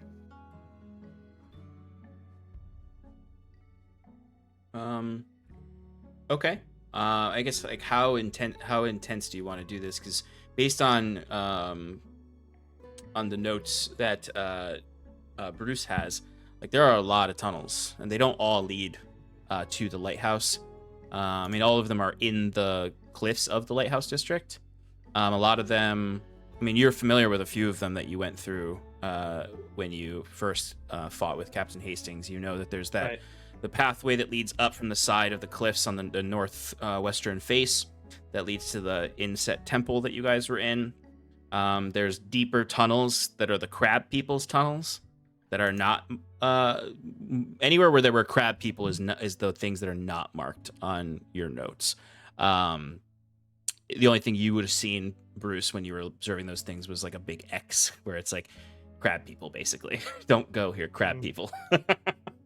But there are, of the tunnel that was in Sindle's house.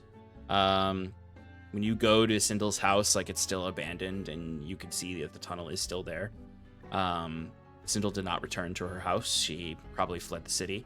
You've not heard from her. You've not seen her. There's a good chance that she just fled entirely. You would see that there are tunnels that you can explore a bit more. You have loose notes on them that do move through the lighthouse district. If you want to give me an investigation check, you can see specifically what you're going to find. And I'll give you advantage because Reardon and Twigsnap are helping you. Cool. Yeah, I would say we probably only spend a few hours there. We wanted to make it back with some time to see the show tonight. So I don't think we'd go too crazy searching the entire city or anything like that. Sure.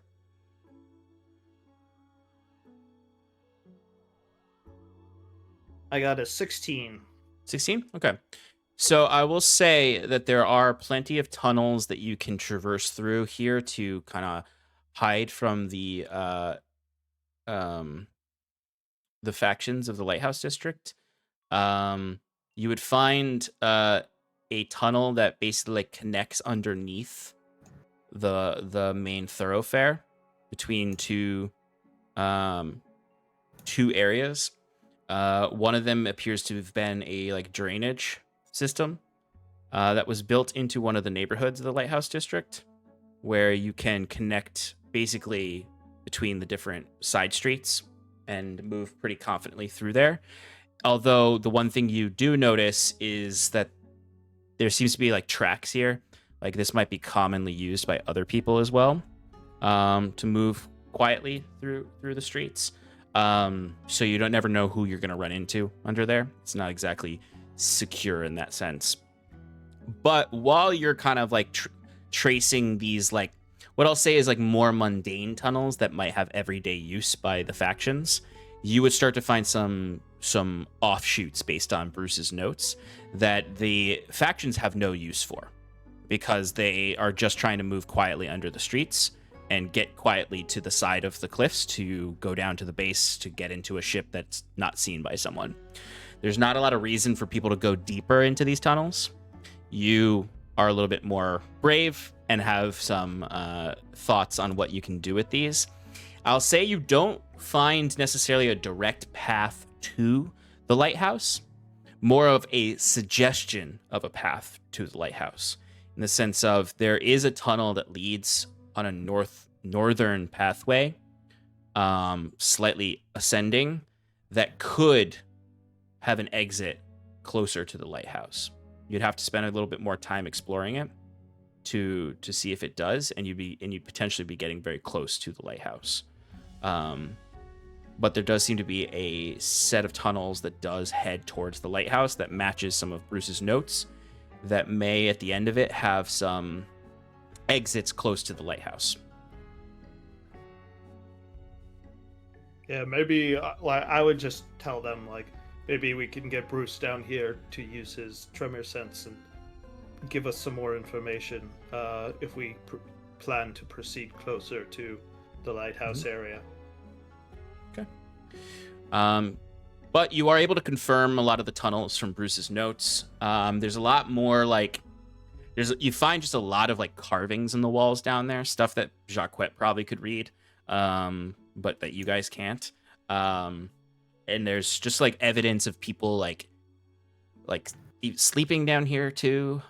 People hiding down here. You find some old, small campfires, some old bedding, and detritus.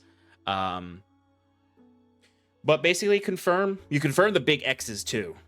Like where you're like get to a tunnel and it's like clearly like, I don't know, you find some crab droppings. But you also can recognize 2 of the X's as where you first met the crabs and also where the Saskia crabs are. What do you think a fare for the 3 or 4 hours that I took over their team? Like, what do you think a fair price for that would be? It's up to you. They're not making like a demand for a certain amount. Yeah, I was gonna say like maybe like 2 silver pieces is like a day's worth of work. So maybe I'll give them like 3 each, even though it wasn't like a full day. Reardon looks at you if you give him 3 silver pieces, and he's not like, he doesn't say like he's upset, but it is like there is a sense of disappointment on his face because he would get like 3 pieces of silver just to like get Jacquette coffee.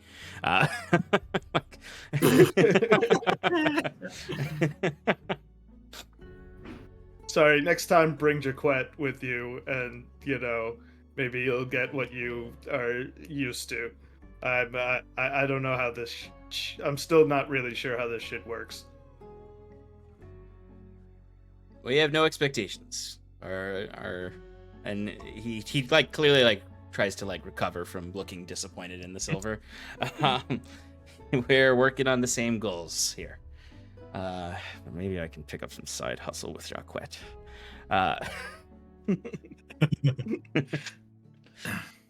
Anyway, so Fyrn and them come back to you guys. It's late afternoon, getting close to dinner time and showtime. Is there anything particular y'all want to do, Jacquette? So Jacquette does need to drop off his editorial with the Yes. Hyven Times, and Kellen was supposed to be in as well. Mm-hmm. Yeah, we could do that real quick, or we could do that before we bring everyone back together before the show. Cool. Yep, you go there. The front desk area, they take your manuscript and walk it back to Casa Alfina's. It's not a manuscript. It's very much a one-pager. Mm-hmm. Okay, they take your manila envelope. And you see they bring it back to Casa Alfina's office for you, for her to personally edit it. I think Jacquette is a well-educated man. There's no spelling errors. And they go and grab Kellen for you to bring him up there. Bring him up to the front with you. You see the Green Dragonborn coming up. He does kind of like take his glasses off and like folds them up and puts them in a pocket on his suit as he looks. And he does kind of have like a bit of a smirk, as in that way that Dragonborn kind of have smirks the best they can. And their long snoots. But he looks and he just sort of crosses his arms when he gets to the the little like banister that separates the actual editorial floor from this lobby. And he looks at Mr. Touchard. It's good to see you. Hi. Kellen, how are you doing these days? Still on that criminal beat? Crime beat is basically the Hyven beat, so busy these days. Oh, I only imagine. Where do you tend to keep to? Down by Crass Alley? Or maybe you're trying to keep tides on the front lines up in the Lighthouse District. Or I'm sure Piscator's Row, but I don't know how you deal with those elemental types. And then, of course, the Commodore's own little bastion up here in the Admiralty Court. Well, Mr. Touchard, I do have my network, my sources, as you will. Haven't cracked Piscator's Row yet, which is a shame. I have a series going right now about the different factions, and I've already written about the Alumno Defiance. I've already written about the Syndicate. I've already written about Crass Alley, the Independents, as I like to call them, and a bit about the Company on Main Street. But Piscator's Row, those fanatics don't like to talk to the press. The Chroma Fist, they'll talk all day, but they don't know shit. They're just given explosive items and told to go do things. Yeah, so, I've been gone for some time, and I don't have all the time in the world to read through all your exceptional articles. So I was hoping if you could, give me the lowdown. The lowdown? Yeah, the beat. What's the real story going on back there? Well, I do have quite a few sources. Certain members of the Syndicate, certain members of the various factions who are willing to talk for a bit of coin and security. But the beat, so to speak, well, I know quite a lot, actually, Jacquette. I don't know how much exactly I'm willing to share, given that I need to encourage readership, but I know some motivations for some of these actors, or at least some suspected motivations based on my sources.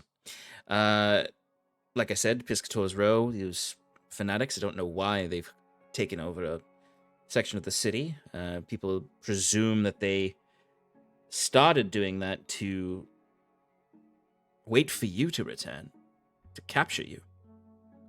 I'm sure you remember the large bounty on your head from the leadership of the Aradunai. Oh, yeah, they sent that stupid troll or whatever. Giant. Yeah, whatever. Didn't much matter up against Iron and Mana. Well, the Syndicate, or Mr. Greaves, I'm sure you've read his editorial in the paper.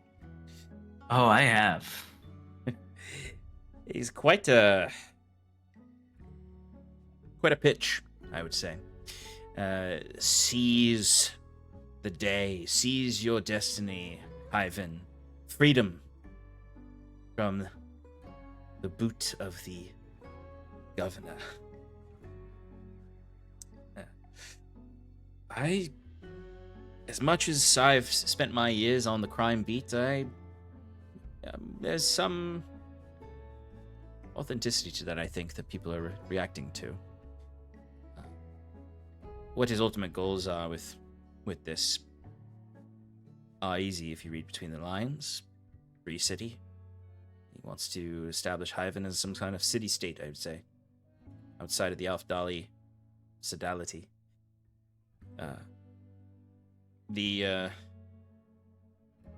The AEC is a curious one. I don't write as much about them, except for their skirmishes, because it's not my beat. But their motivations are a bit harder to pass out. Obviously, they want to make coin, but why here? They've got their stranglehold on the capital, where they're making most of their money. Why is Hyven important? And it's harder to identify outliers or specificity when there's so much murder and fighting happening in the city. So the murder beat is not as clear. It's really mostly writing about skirmishes, not interesting murder cases like the one you were investigating, Mr. Touchard. Ah, yes. That was quite a case indeed. Don't remember Interesting getting, resolution on that. I don't remember getting the final resolution from you. You told me you'd keep me in the loop. Unfortunately, it's on a need-to-know basis, as I'm sure you understand. You know, I've got to encourage readership. Usually when you're a source for a story, you will tell the writer. But old news now, that story. True. I'm sure it somehow plays a part in all this, but we have yet to figure it out.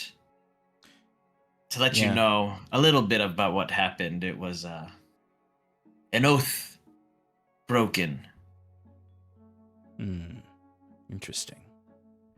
And revenge enacted. Some would say divine intervention. Curious. You don't see a lot of that in Hyven, given the state of things. No. But we think it was more a law of order. Setting things right. And correct me if I'm wrong, Jacques, but there was also something you told me about the murder of a certain Captain Hastings, someone responsible for it. A new figure on the crime beat. Yeah. Seemed to have... Turns out he's not much of a criminal. Yeah. Seemed to have vanished around the same time as you. Well, we had some connections, but he left. Decided Hyven wasn't for him. I'm sure he'll spring up in one of the other cities of the Aldhalor Islands. He doesn't quite have the means to leave now, but... Fair enough. What was his name? LaRue? Yeah, that's what he had people call him. Well, Mr. Touchard, I know that you have a show to prepare for. And I'm sure some of the paper staff will be there.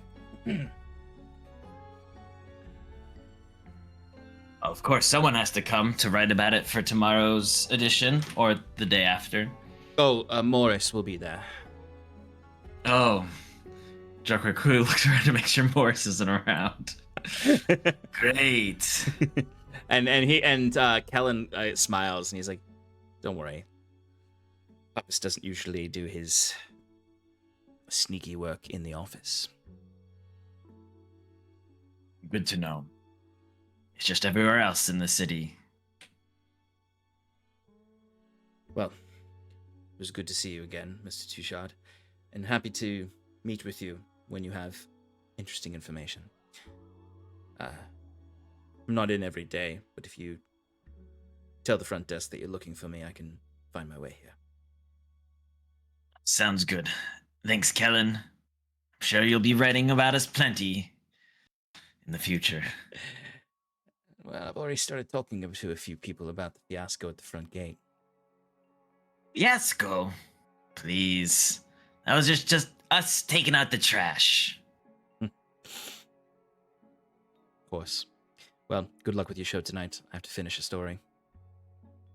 Jacquet just gives him some double guns and moonwalks out of there and then flies away. He uncrosses his arms and puts his glasses back on and returns to his desk. As you can see, some people getting the magical printing press started in the back there, as they're doing a last-minute edition, of course, of the editorial from Jacquet Touchard. Mm-hmm.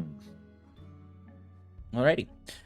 All right, so you all can gather back in the temple court to discuss what your next move is, or to head to the Harlequin and Chalice together.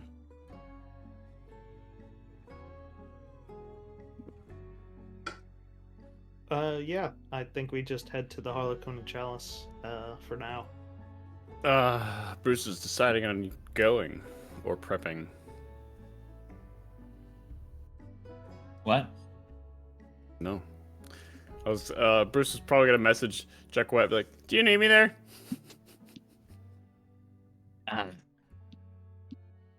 No, but why wouldn't you go? I was gonna prep some bombs. And, all right, okay. All right, I guess it'll just be a late night for me. I mean, it's gonna be a late night for all of us, I'm sure.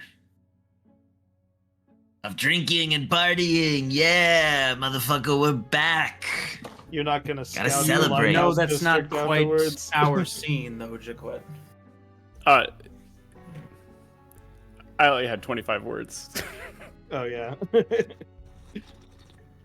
I imagine Jacquet walked into the temple like as you're talking to each other mentally, like when someone walks into the room while you're on the phone with them. Yeah. Yeah. All right. Hey, you don't Also have to face- come. Oh no, I'll see you. I'll judge you for the rest of the time, but You have. You've yeah, I do it already. You're right. Alrighty. So, the lot of you are heading over to the Harlequin and Chalice for Jacquet's performance. Is everyone's going? Yeah. yeah, Alright. why not? Yeah, why not? All right. So, you arrive and the place is packed. There is a line out the door. Not only did the ad do its work, but even those who didn't see the ad, the word spread across town. Iron Man is back, and Jackie Touche is performing tonight. So there are a lot of whispers, but also like fanfare when you guys are walking by. Like the crowd in front of the Harlequin and Chalice definitely is like both intrigued but also excited. And you kind of like, as you walk by, you look over to the left of the building and you can see the Avenirian Electrum Company there, and you can see a few of those armorers and artillerists that are just kind of eyeing the crowd from a distance. Not a police force, but they're definitely like, that's a lot of people. I don't like that. When you head inside, again, packed. The people outside are trying to basically like get last minute spots inside standing in the dance floor area, pit seats. The corners, like people are popping champagne, people are, not necessarily celebrating your return, but like there is a sense of celebration in the room of like something that they haven't seen in a while is back. So there is people are ordering more drinks than usual. People are feasting. You can see Orin's staff is running around all over the place. And Orin, I'd like to act as basically impromptu bouncer for this event. Like, I don't know if Orin hired anybody to do this, but like when we I just want to stay outside and like not drink as much and just check out everybody who comes in, you know, greet them, let them in with a smile and stuff like that, but, you know, really Make just sure look no out for one any danger. comes in with a gun to try to assassinate me again. Yeah. Absolutely. All right, 1 second. I am looking for a particular note. Does the Harlequin do you- house have like a chimney? Yes, there's a hearth. Probably has a hearth. Yeah. All Do right, you I'm gonna- guys mention to Jacquet that Reardon is now in an adventuring party? Yeah, I think I would talk to you briefly about it. Yeah. All right. I'm gonna plant Lollyrock on the top of a chimney, out on the Harlequin and Chalice, for occasional viewing of the outside. Totally. There it is. Sorry, I was looking for my big list of NPCs that could possibly be there. It's funny. It makes you think of Jacquet's birthday and the way that like there was so much gathering of various different people from across town.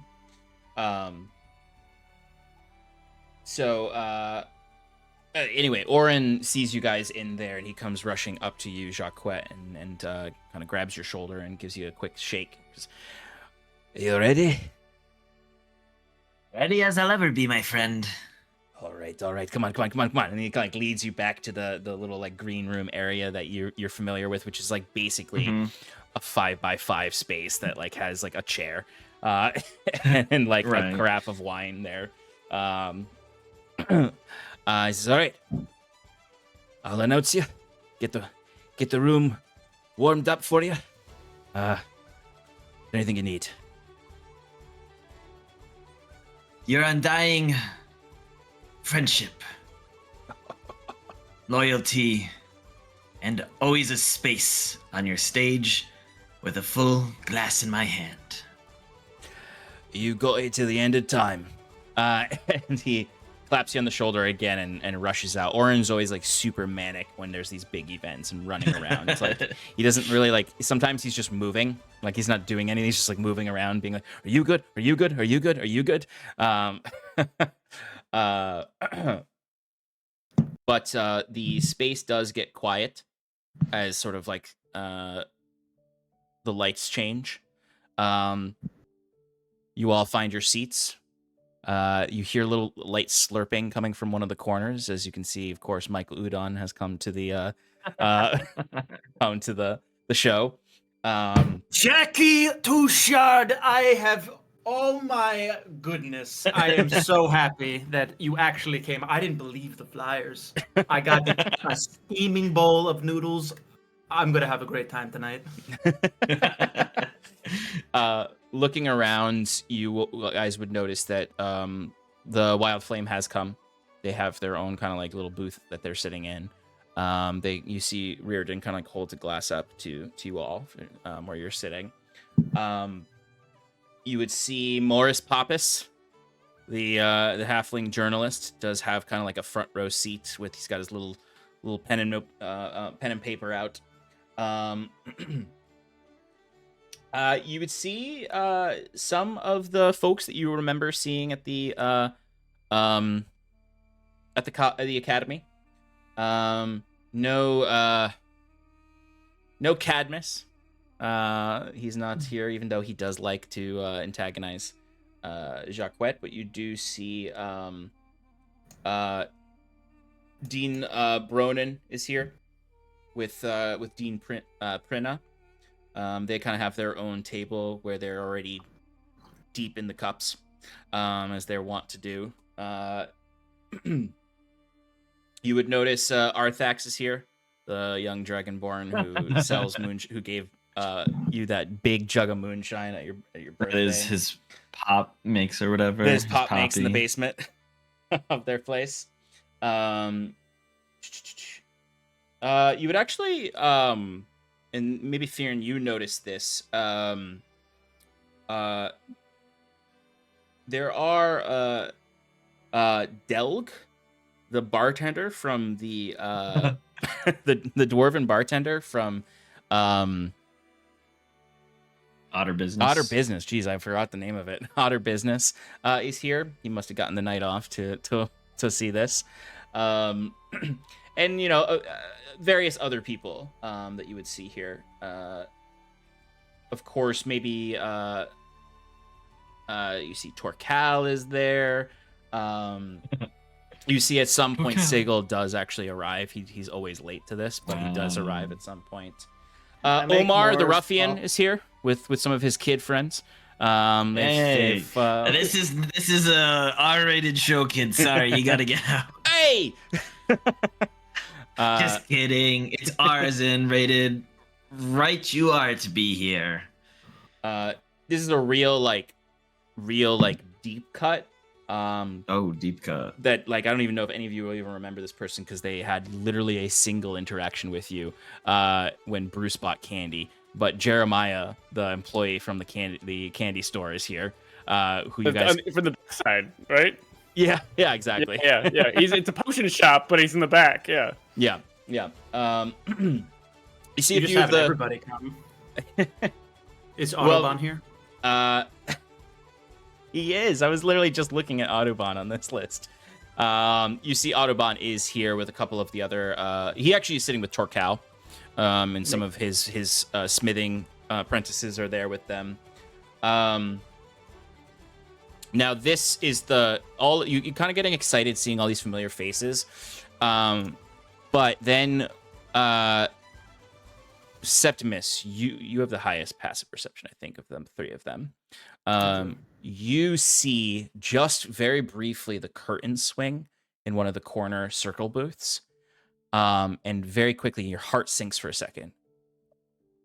Because you see Alberto de Leon. Oh. Septimus kind of steps back for a second as he just grabs his chest.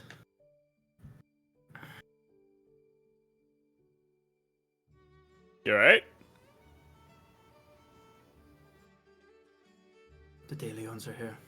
What? Where? Relax. Back booth. Just saw one move the curtain. I think he's hiding back. Not hiding, but he's sitting back there, keeping a low profile. Sean, with my tremor sense, can I sense if just one of them is there or both of them? You might have to get up and step a little bit closer, but not that much because it's not that large of a bar. You would get closer and you would be able to see that it is both of them in there with some other associates. They are just sitting. They're not peeking out the like where is he with a crossbow ready. But perhaps they didn't believe the rumors. And they're here to confirm. But it is both Alberto and Andres there, with a few other people sitting with them. All right. Yeah, Bruce comes back from the bar. That was his cover. Yeah, they're both in there, as well as a couple of other individuals. They don't seem to be trying to plan out or hostile. I don't know. Either way, we should keep an eye on it. Of course. I'll message Fyrn too. Just keep everybody aware. I don't think that... I can't imagine they would want any trouble, but... No. Bruce is just going to message both Fyrn and Jacquet that information. Upon hearing this, Fyrn immediately goes inside and finds everybody else. What do you mean the De Leons are here?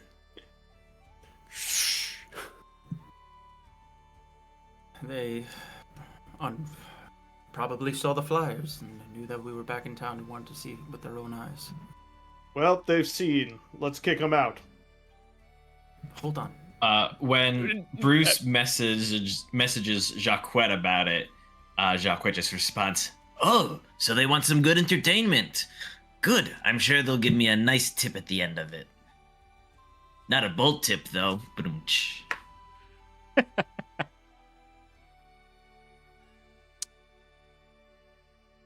Hold on. Oh. We have no reason to aggravate them.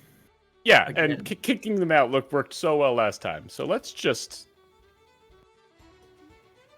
not ripple the waters. I think they rippled the waters by coming here.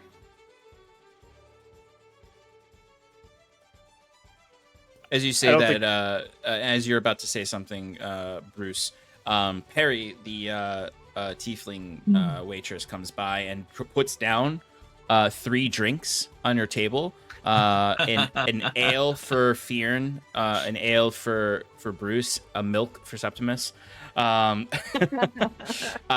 she says,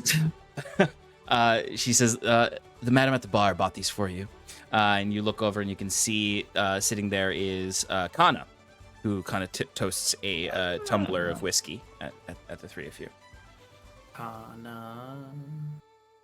She's From the Cask and Crow. Yeah. proprietor of the Oh, place you guys yes, stayed. yes. The Wow, destroyed she bought us a drink Cask with and them. Crow. Yeah, we Yeah, I was about to destroyed her. say. Yeah. Granted, Yeah. Sass gave all her money to Kana before you guys Right. left. 1,000 silver. Mhm. Jesus. Which also we did not destroy it.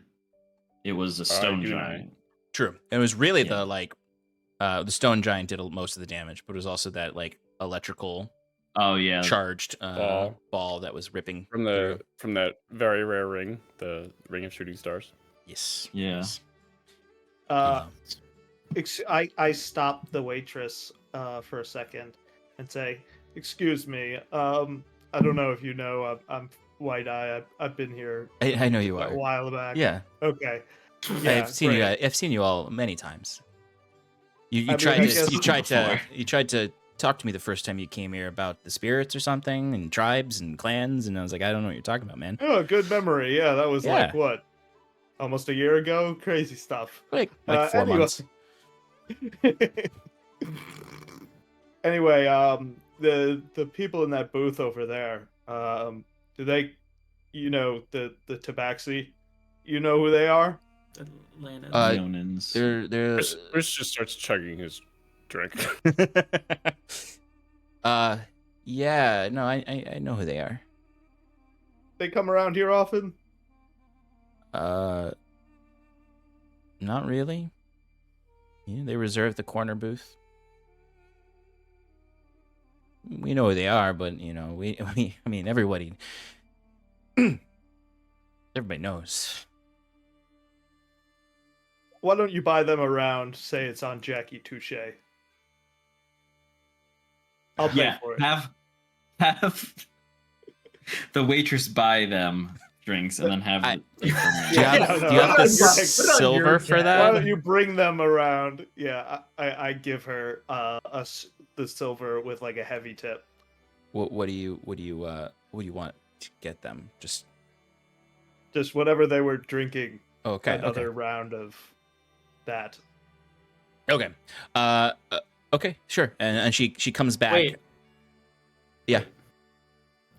For flavor's sake, is Sure. there like a gin or a vodka that has like diamond in the name? We can make it. So we can have that. Absolutely.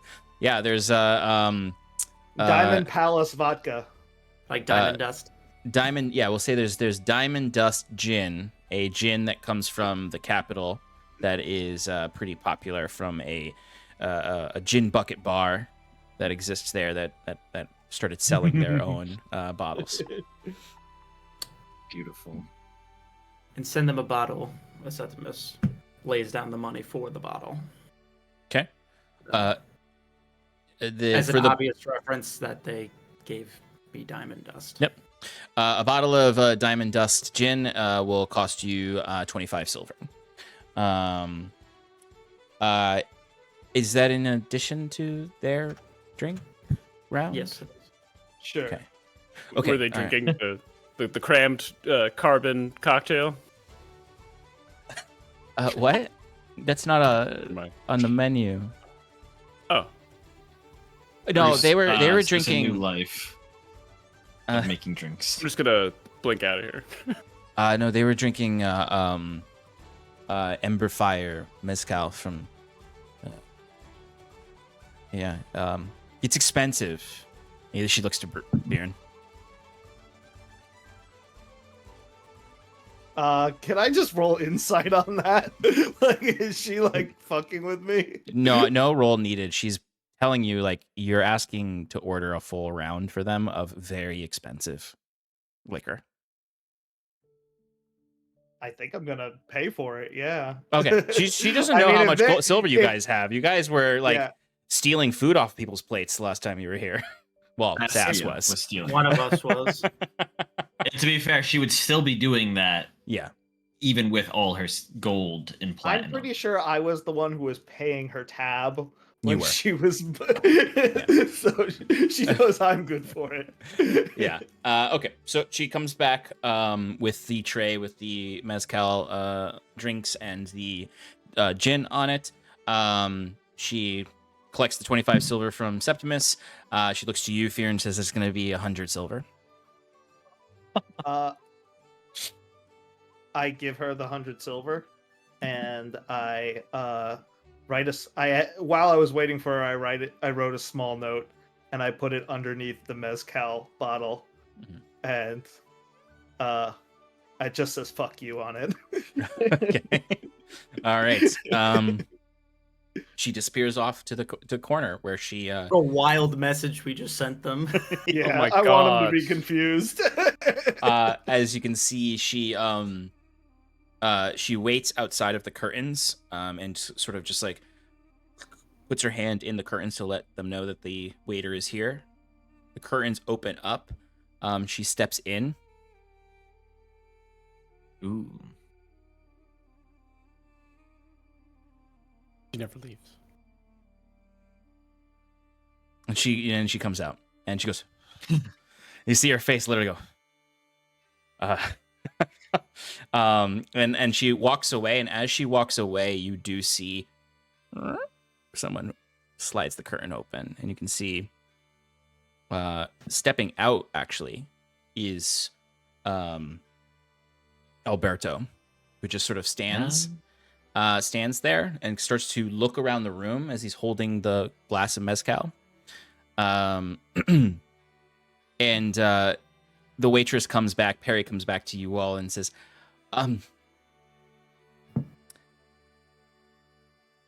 the De Leon brothers kindly accept your gift and your strong words.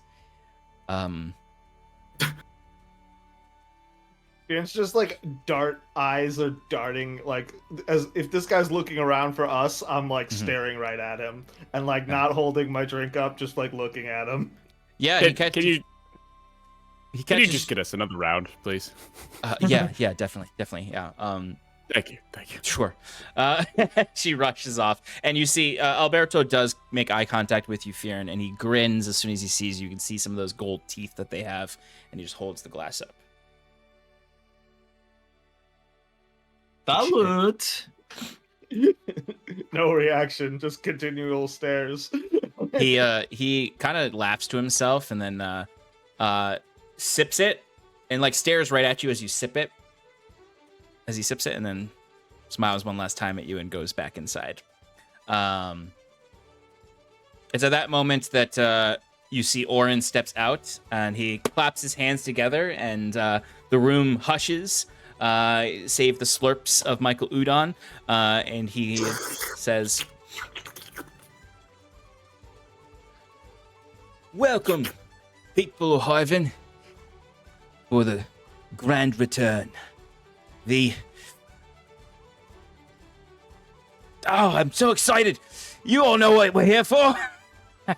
he looks out and there's a big erupting of cheers as he claps his hands again and kind of just steps to the side and holds his hand out to the entryway of the curtains and says, "The one, the only, return from exile here for the people of Hyven and to entertain you tonight, Jackie Touche!" And he kind of like claps extremely loud and kind of like awkwardly stands there, hyped up himself. As Jacquette. Except he gestures to the curtains and they open and there's no one there. And then from above in the rafters, everyone would hear a magical poof as Jacquette dimension doors up there. and then he uses the cloak of the bat to descend down onto the stage. And as he does, he's like, "Good people of Hyven, thank you. Oh, it's so wonderful to see you all here." As he is like gesturing to the crowd, pointing out to people, like being like, I know you. Okay, awesome. And he, sorry, once. Sure. People are excited, and Bruce is also drinking pretty heavily at this point. yeah, the second round comes, and she puts it down. And Bruce is just like, Septimus is "Alright, getting a I'm tummy just ache from gonna-" all the milk he's consuming. No. Oh. And she kind of looks just. Bruce. Do you want another one? Yeah, give me another one. Bruce, do you Ian think you is might have had surprisingly enough? drinking pretty What's that? slowly. Like he You think you still might has have had both enough? drinks. Whatever. She comes back with another drink for you, Bruce. As Jacquette has blue screen on stage.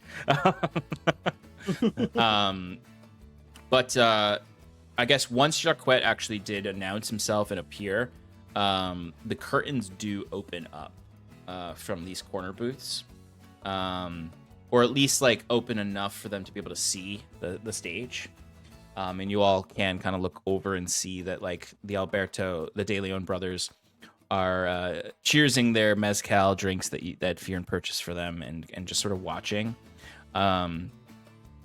Alberto does seem to occasionally look to you all, and at one point, we'll see how it goes, but at one point they do kind of like step out of their booth and kind of flank the entrance to it and just watch from there. Almost like they're kind of like adding to the theater of this, where they're expecting Jacquette to say something about them in his songs, probably.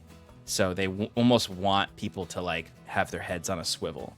So they're almost like presenting themselves to the crowd in the same way that Jacquette is. And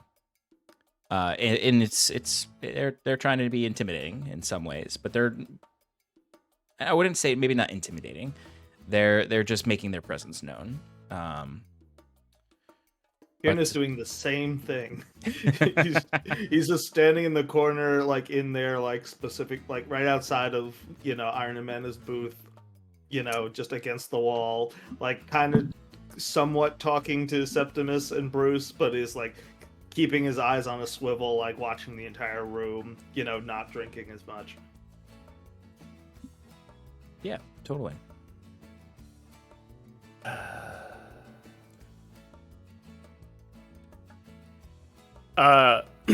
Bruce, can I after finishing my third drink, Yeah. can I just like take a look around the room to see, like if there's anybody that's like not like looking towards like Jacquette and like trying to murder him, like that's Fyrn's job. But just anybody that's just like really weird, like other than like Sigil. There's plenty of weirdos here. There are a lot of unfamiliar faces. There are people that's what I'm. Yeah, there are definitely a lot of unfamiliar faces that you might presume might be some of these adventurers that the Wild Flame was referring to. Because there's some people you can see, like, they're tricked out. Like, they don't look like they're just, like, the people of the city. They have, like, they're, like, just like you guys. You can see some, like, visible armor. You can see some weapons. Like, there are... This is no longer just sort of a mid-level establishment where people are getting drinks. There's also like adventurers here, besides yourselves and the Wild Flame, but no one who looks like really weird. Like there's no like creeps, I guess, other than Michael Udon. All right, but More noodles. More noodles. But yes, Jacquette, as you take the stage, I'll say you notice what I was just describing to them is that the De Leon brothers have like stepped out of their booth to stand like flanking the two of them, flanking the entrance to their booth, their corner round booth, just sort of sipping their mezcal, leaning against the wall, the banister, and you can see Andres has his cigar that he always has, smoking indoors at Jacquette's show. Just the way he hates it. Yep. Yeah, I imagine at one of the earlier performances, Jacquet had mentioned to Oren how he hates smoke, and so Oren has a strict no smoking policy only on Jackie Touche performance nights. Yep, exactly. And actually, it's caused Oren to organically create a policy of you can't smoke in the general tavern. You can only smoke if you book one of the corner booths. Oh, smart. So Jacquet takes to the stage with his classic fanfare. You know, he's pointing out to folks and being like, you. He points to the De Leon brothers and like gives them a knowing smile. Not because he knows that his companions both just gave them a pretty nice gift, but also insulted them. He sees Kana and he's like, oh yeah, and he's like, thank you all for welcoming me back with open arms. I'll admit I feared that after our brisk exit last time that the city might not be amenable to my performances. But thank you for showing up, and I hope I can take this as a you forgive me for my time away. As I'm sure you heard, me and my companions were in the far north reaches after well, let's just call it what it was, a disgraceful fall from grace. He says, looking over at the De Leon brothers. You see Andres is like, in his usual, like, he's more braggadocious than his brother. He just kind of, you don't hear it, but you can see that he laughs because the plume of smoke comes out of his mouth. But Alberto, though, the more diplomatic and more like intelligent, conniving one, he just raises his glass up, like, "Thanks for shouting us out."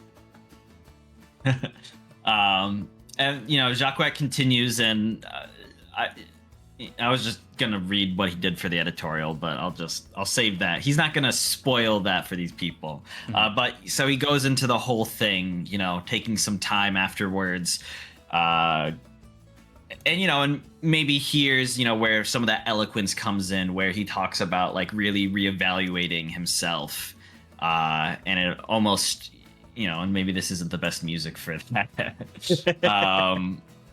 But you know, he talks about, you know, humility and what that means, and this is more of that eloquence bard coming through.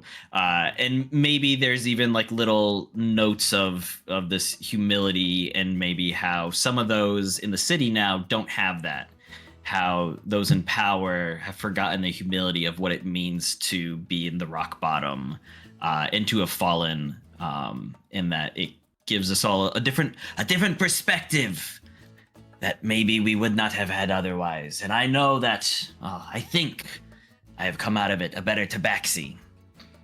But enough of sorry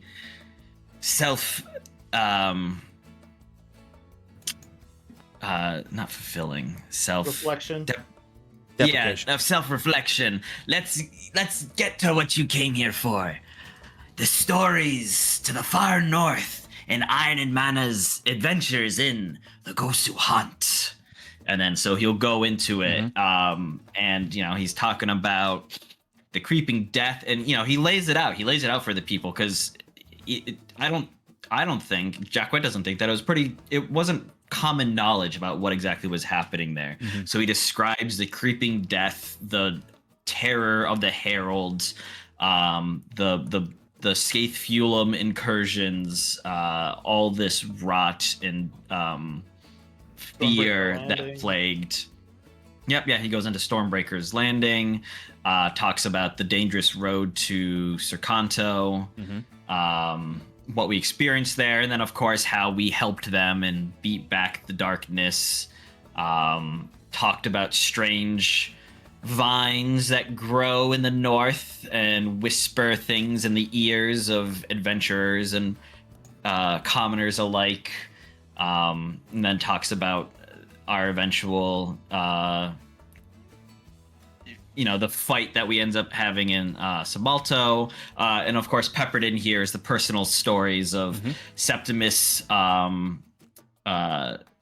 shining the light of Machina over the city, Saskia losing her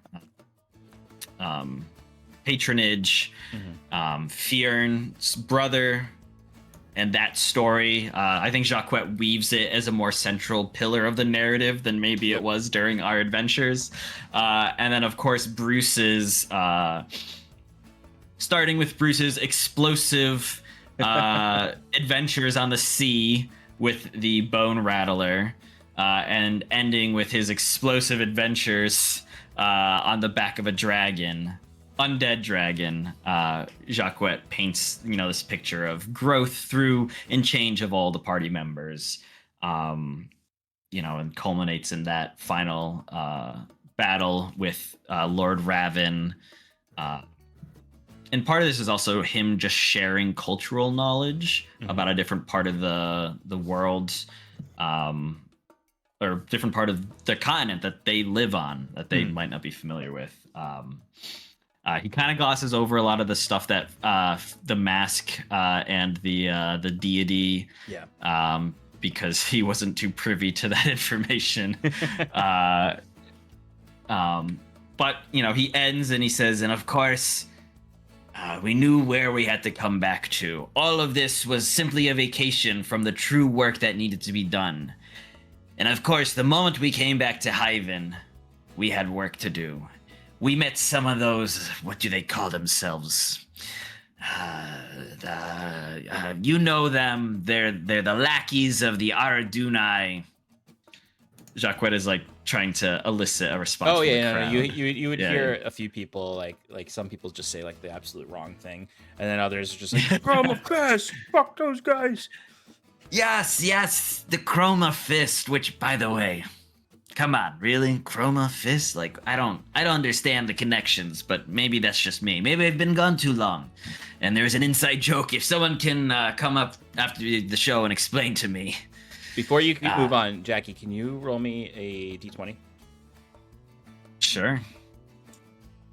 What percentage of the crowd is Chroma Fists? 9. Okay. There is a boo in the crowd when you start ragging on the Chroma Fists, and then you can hear in the crowd that there is some kind of scuffle, but it does not elevate to a fight. Okay. With that d20 roll. Oh, it seems like we have one fan out there. And you know what? Maybe they're doing something for the city. But barricading the front entrance and exerting a toll here in Hyven, a city that is known for its freedoms to come in and out and do as you please. This city cannot be told by anyone. Even the Commodore, the governor, would not dare to toll this city. Tax, sure, but that's different semantics. So, of course, Iron and Mana had to do what we do best and blow their walls down. And so he, describes how quickly, mostly Fyrn and Saskia, dispatched the Chroma Fist there. And then he just talks about, the general state of the city that, as he's been learning, mentions each of the factions and gives them a bit of their due, I think, having spoken with some of these factions in the past and hearing what Kellen had to say and what we've picked up. He speaks to them all in varied ways where, he points out the Alumno Defiance, they sit in their high castle, as it were, though it's just a ruin now. But truly, I don't think they mean the city any ill will. Their allegiances, though, who they fight for, now that's a different story. He speaks about the Aradunai and goes, there is one Aradunai, and I'm sure you all remember her. Fiora, right? The People's Bard. There's a huge eruption of cheers at the mention of Fiora, with just barely perceptible underneath them a little light jeering at the mention of Fiora. And from one bard to another, I knew that she was well worth her salt, and what I wouldn't give to see her do another performance. I hear she's on the run, though. The Ascendancy put a bounty on her head, just as they did Iron and Mana. I guess we have something in common with her now, besides, being a force for the people. Of course, you have the Avenirian Electrum Company and their Black Guard. This Jacques kind of gets quiet, and he goes, Well, they supply us with energy, right? A necessary evil? I don't know. For that, good people of Hyven, maybe we should talk. See what we want to do about them. Don't let them rule us.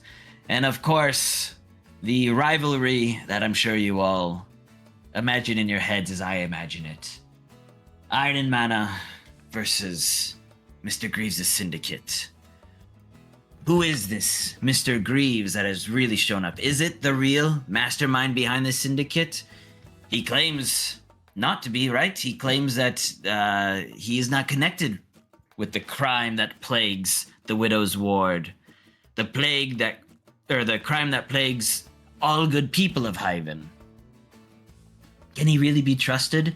And does he really have what's best for the city in heart? Time will tell. If he's out there listening, maybe a conversation face to face instead of hiding in the shadows.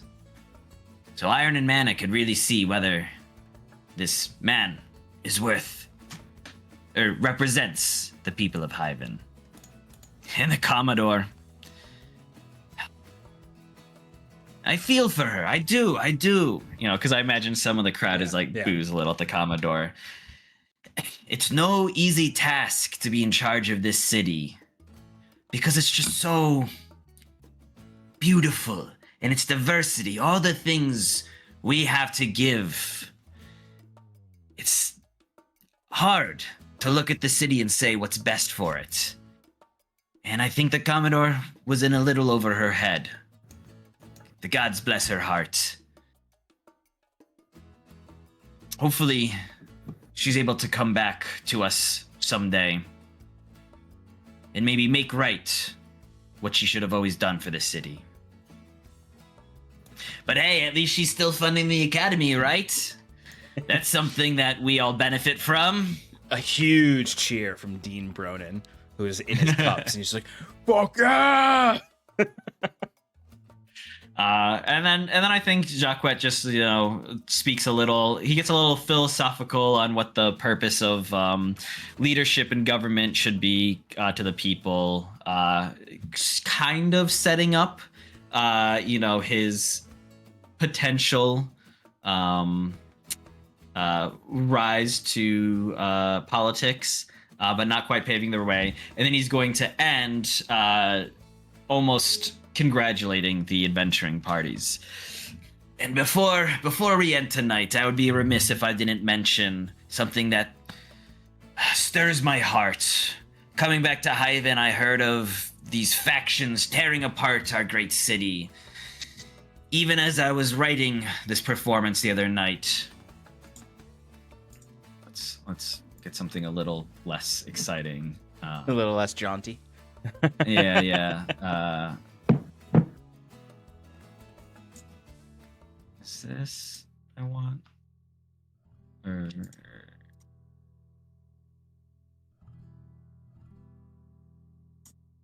It's a flashback to when I had my little laptop here, and I always be like, the exact right song.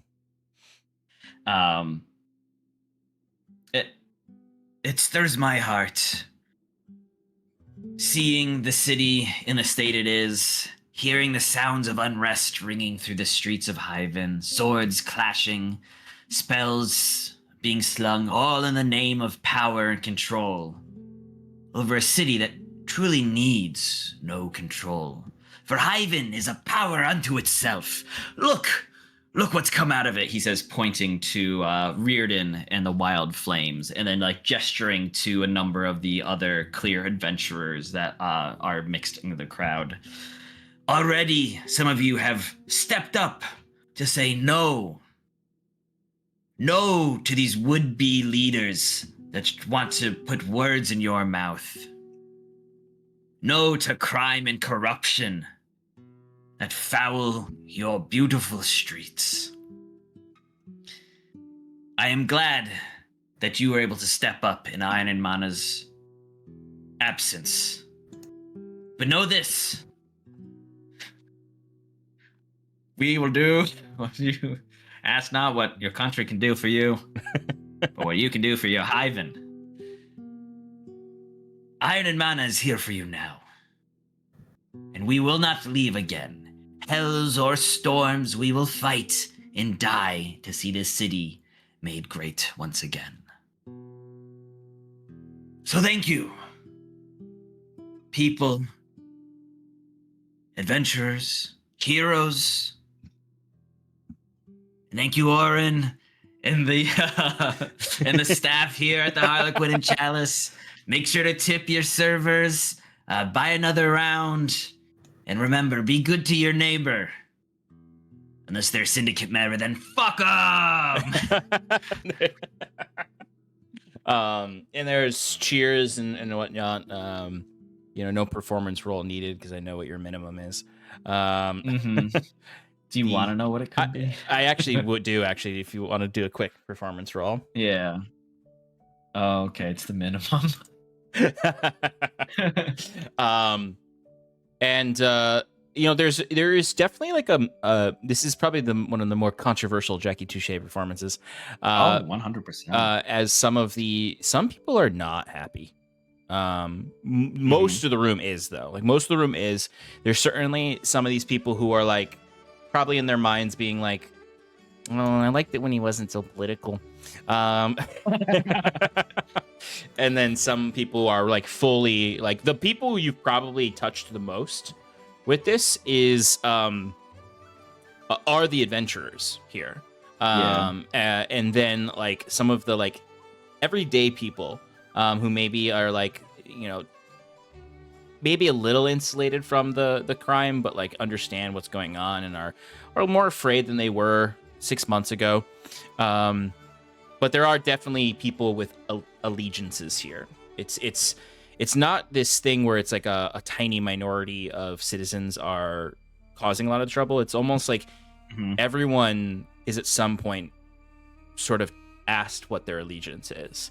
And some people are just like, I don't want to get involved. And that's your everyday person. But like a lot of everyday people are like, I pay the syndicate to protect me. They're the only people who've been protecting me for the last month. I pay, these people, or I have sympathies towards these people. So there's some mixture in some of the eyes of the audience. Everyone generally claps. There's only a few people who kind of just like stare with like a grit in their face. The loudest person clapping seems to be Alberto in the back, who's just sort of like, really like, there's clearly some snark in it, but like, the De Leon brothers were very much on the side of kind of like freedom to a certain extent, so they actually would probably like what you're saying.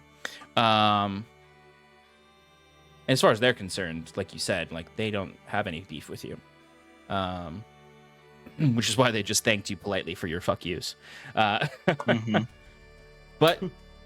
everyone's the room does go loud and rancorous as people kind of like slowly start to get back to their own tables and whatnot. Some people kind of immediately do leave once your performance is done because they're like, I saw Jackie Touche, I'm gonna beat the crowd, get out of here. Is there a basement in the Harlequin Chalice? Yes, there's a small cellar. Yeah. All right, in classic form, Jacques, as he bows, takes out his doorway scepter, does a little twirl, and then he just drops as he uses pass wall to go through the floor into the cellar, as his usual flamboyant exit. He gets some quick gasps out of the audience, but then kind of like a second round of applause at that. As everything shifts to now just sort of a raucous evening, where people are drinking and celebrating. Some people are having animated debates in the room. It's definitely like a different vibe from the Harlequin and Chalice normally. Like there's a little bit more animation in the room. But yeah. So if the other three don't do anything after like 5 minutes, I'm sure it takes Jacques a short time, but he'll kind of basically stealth up and then like pop up behind him, putting his like arms over like Septimus and Fyrn's shoulders, and he goes, so how was it? Was it too much? I feel like it might have been a little too much. You did good, Jacques. Thank you. I must say, it was quite entertaining. Even without, I guess, partaking in the drink, this was quite an enjoyable night. Bruce's head is on the table. Yeah, good job. Are you okay, buddy? Yeah. I think you inspired him to, I suppose, revel the way you do. I am piss poor sober. I haven't had a drink all night. Speaking of, he's gonna mage hand and take Bruce's unfinished drink to just. And then he realizes that Bruce laced it, and he just starts going, "Whoa!" yeah, with Bruce's special artificer. That's how Bruce went to the Astral Sea. Yeah.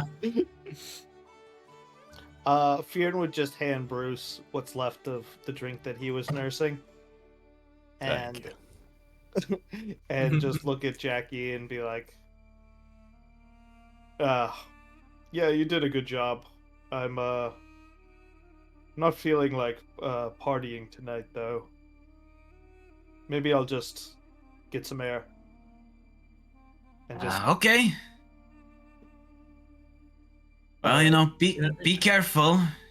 Yeah, don't forget about scouting out the lighthouse district later, or I guess Don't worry. when you can.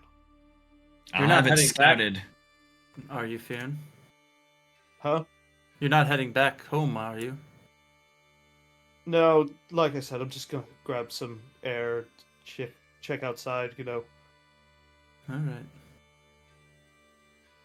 And yeah, Fyrn's gonna just leave. Kind of you could tell that he was like trying to hold back something. Like he seems like he's very stiff. Like it looks like he wants to fight somebody, but he doesn't really want to. Like he knows it's not the right time for it, so he's just like making some space for his own sake. Yeah. And he's just gonna go outside and basically like go to the side of the building, that has the least amount of people, and just try and like, get some air. Totally. What are the rest of you doing? What the fuck's up with Fyrn? Did something happen? I'm not quite sure. I don't know. He was definitely real pissed to see the De Leons here. So much so that he was looking to kick them out and fight them, but we just talked him down to a nice... What did he write? Fuck you, Bruce? Yeah, he bought them drinks and then wrote... I don't know what's happening anymore. Yeah, the man has no nuance. That's why they were a little overly enthusiastic in cheering me. I mean, I guess I understand the sentiment behind it. They did kill you, Jacques says, gesturing to Septimus. but that fight was also initiated by us. But then they also tried to kill me. Well, they paid to have me killed. You want me to go talk to them? I'll go talk to them. What? No. Bruce, are you okay? Yeah. How many drinks has he had? So it says like exactly when like Perry comes by to get your drink order, and she hears you say that, and she goes, Five? 5 pints, full pints. I mean, on a normal human, that, is enough to get him pretty sloshed, but on a little kobold who's not used to drinking? Oh, what a little sleepy bear. Maybe I should take should him we back. Tuck him Maybe in? I can bring him back to the Temple District. You enjoy the rest of your night. I would think I was going to turn in myself anyway. Okay, maybe see if Fyrn wants to go back with you guys.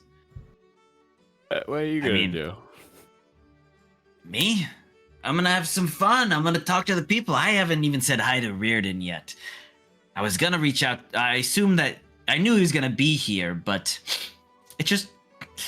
I'm so proud. And you see a genuine little tear appear in Jacquet's eyes as he goes, our baby Reardon, my baby Reardon, so grown up.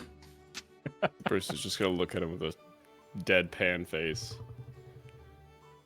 Yeah, okay. I'll see you guys tomorrow. Don't worry, I won't stay up too late, Mom and Dad. Ooh. You do what you want. You're a grown cat. Not a cat, I'm at the backseat. As he A grown feline. feline jumps I guess they're chairs and table. Oh yeah, he'll leap off the table over past them, grabbing a drink off of someone and just, hey, it's Jackie Touche!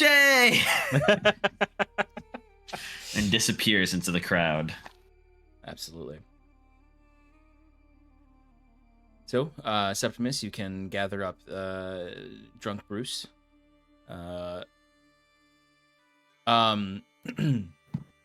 Yes. I do want to take him back to the Temple District. Mm-hmm. But as I take him back to the Temple District... Actually, go ahead. Do what you were going to say first. I was just going to say that there's one last person that you guys actually recognize in here that was kind of seated and you didn't really catch it first. Is Balfour. Balfour's here. He kind of found himself if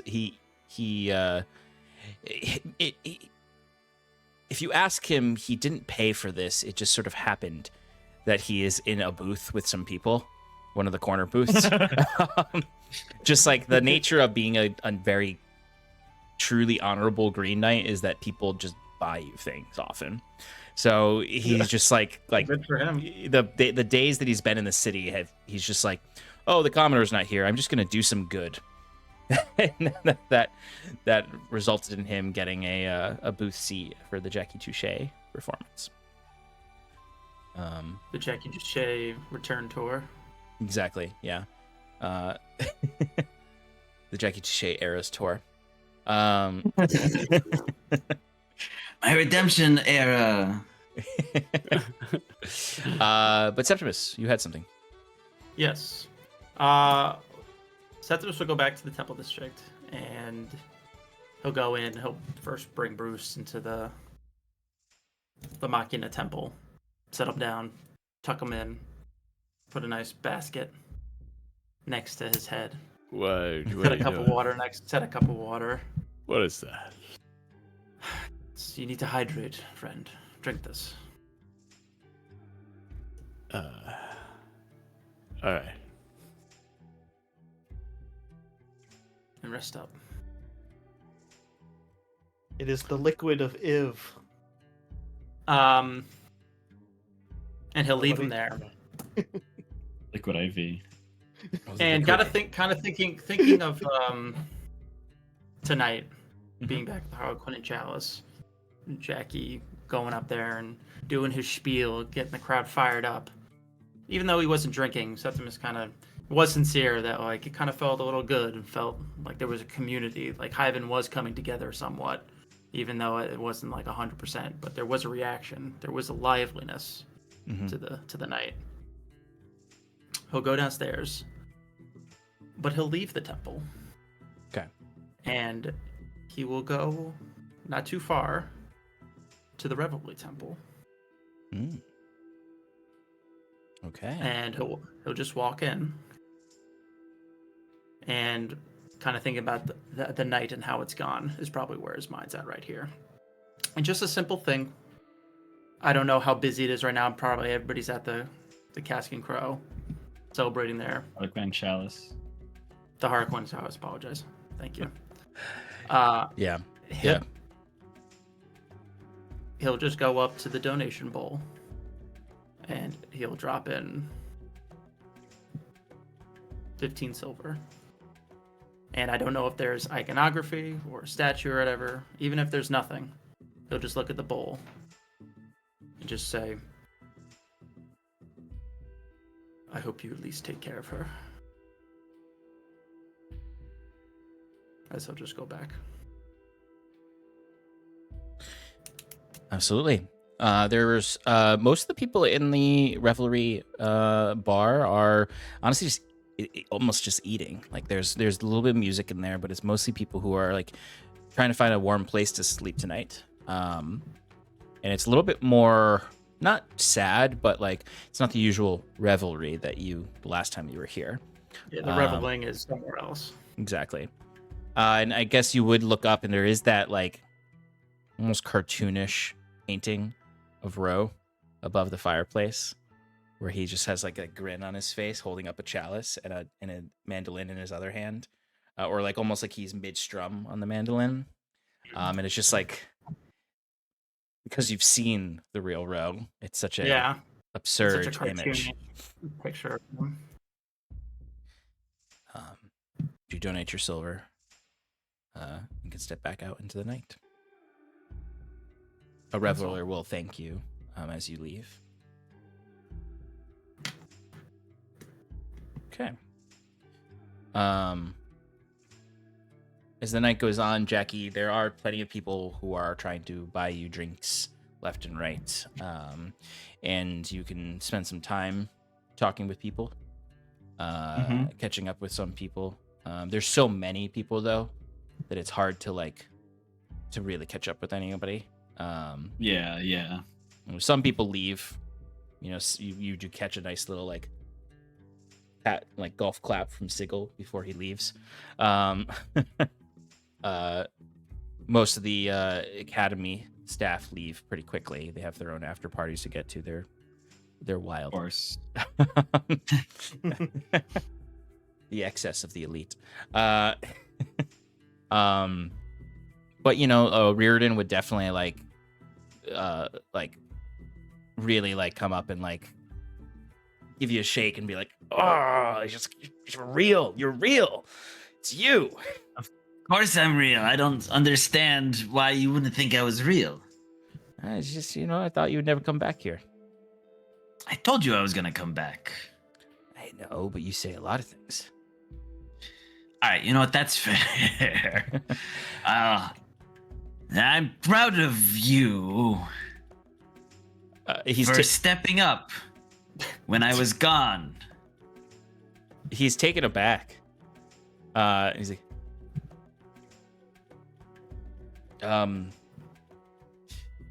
well, yeah. Thank you for the second chance.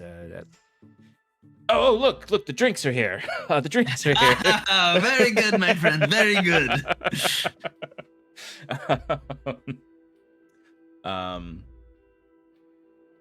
But yeah, you have an opportunity. I mean, people are going to stay out late, so you can talk to, if you have people you want to talk to, you can.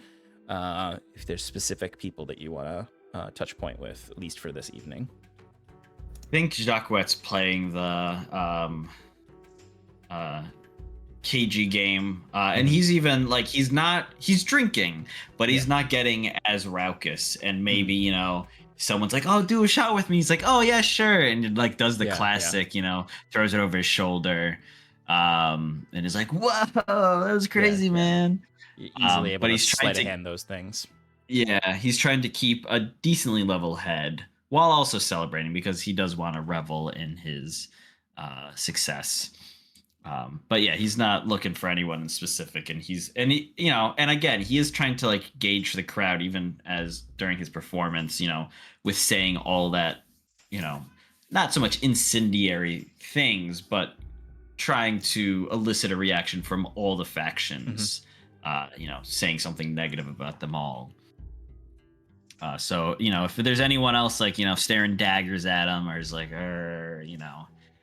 he's just clocking reactions and then celebrating otherwise. There would be one moment when the De Leon brothers would come up to you.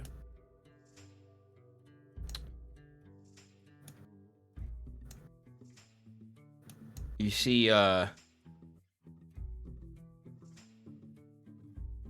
Alberto really is the one who talks.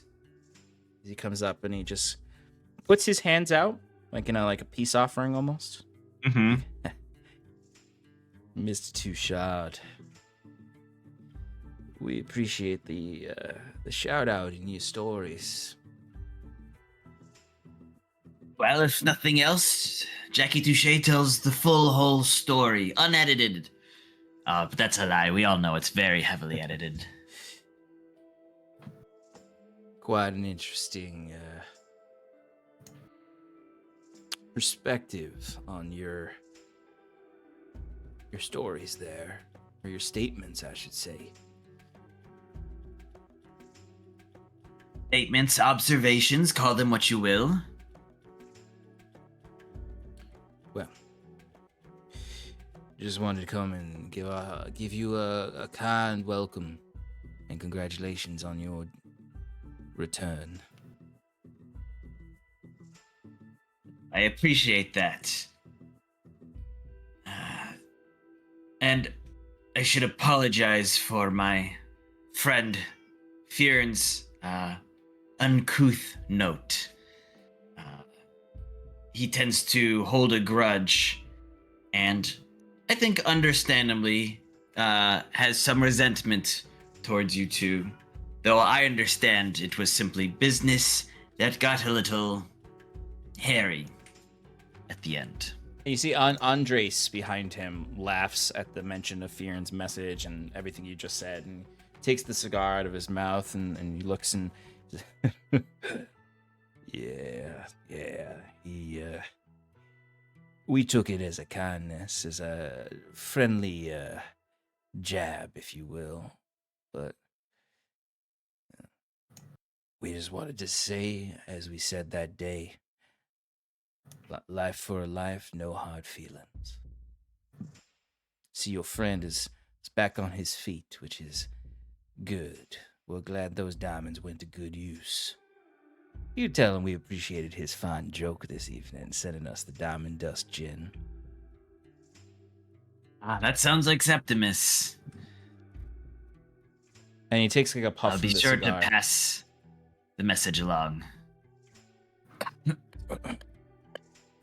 But it is truly our intention to have no ill feelings, like you said.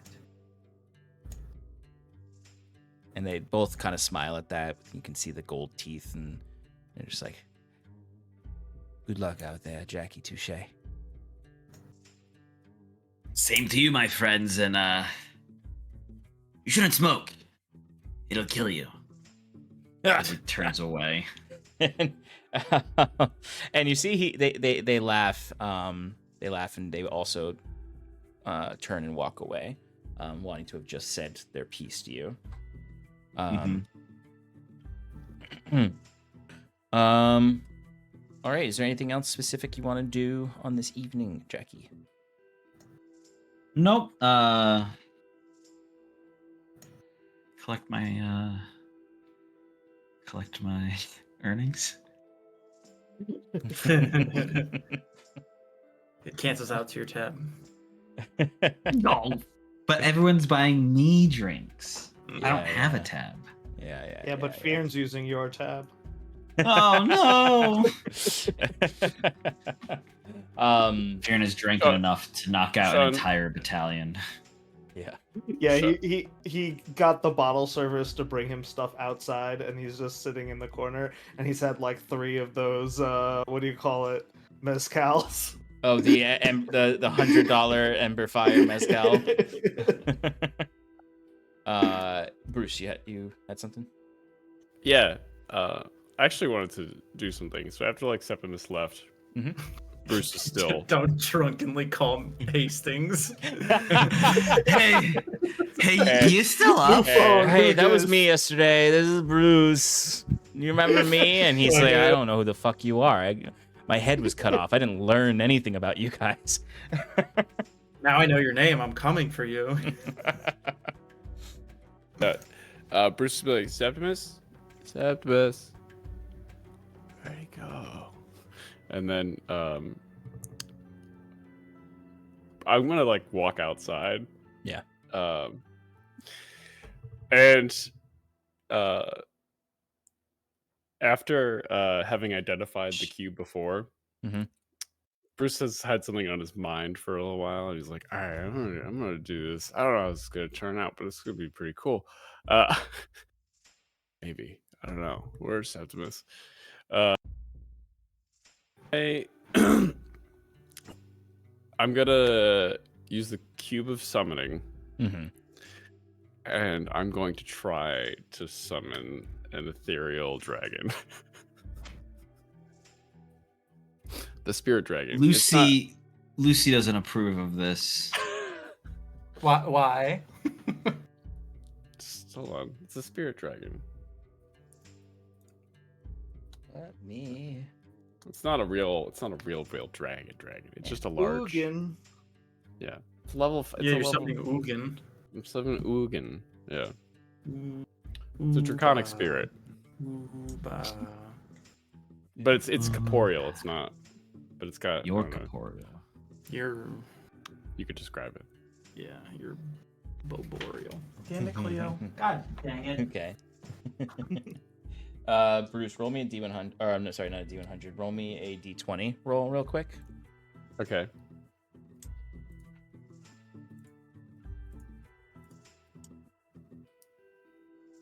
We had 9. Okay. Let's see what happens.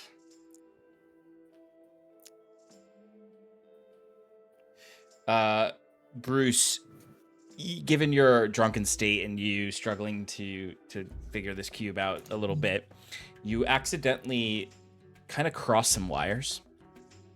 And the illusory spirit dragon that you summon is kind of like fucked up.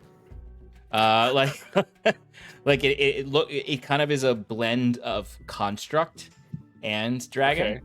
Like it's like, I don't know, maybe it's the influence of the temple, or maybe just like you pressed a few buttons wrong on the cube. But it's some really like kind of horrific hybrid of construct and dragon that appears as a how big is it? Large creature. A large creature. So not massive, but like just appears in front of the temple. Is it like terrifying looking? It's not. I mean, it's terrifying in the sense that it is a monster, but it's not like terrifying. Like it's what you'd. It's almost like a mech dragon that it's starting to become. So inherently, it's a little scary. Whoa. Whoa. Whoa.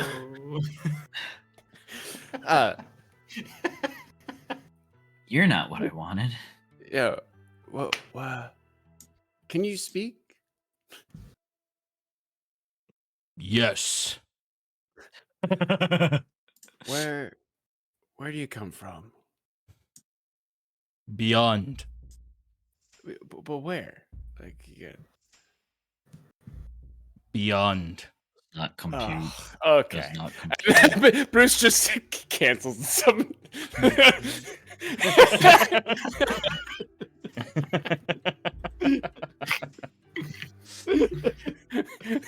You see, like a couple of people did scream when they saw this thing and run away up the steps that lead up to the main street.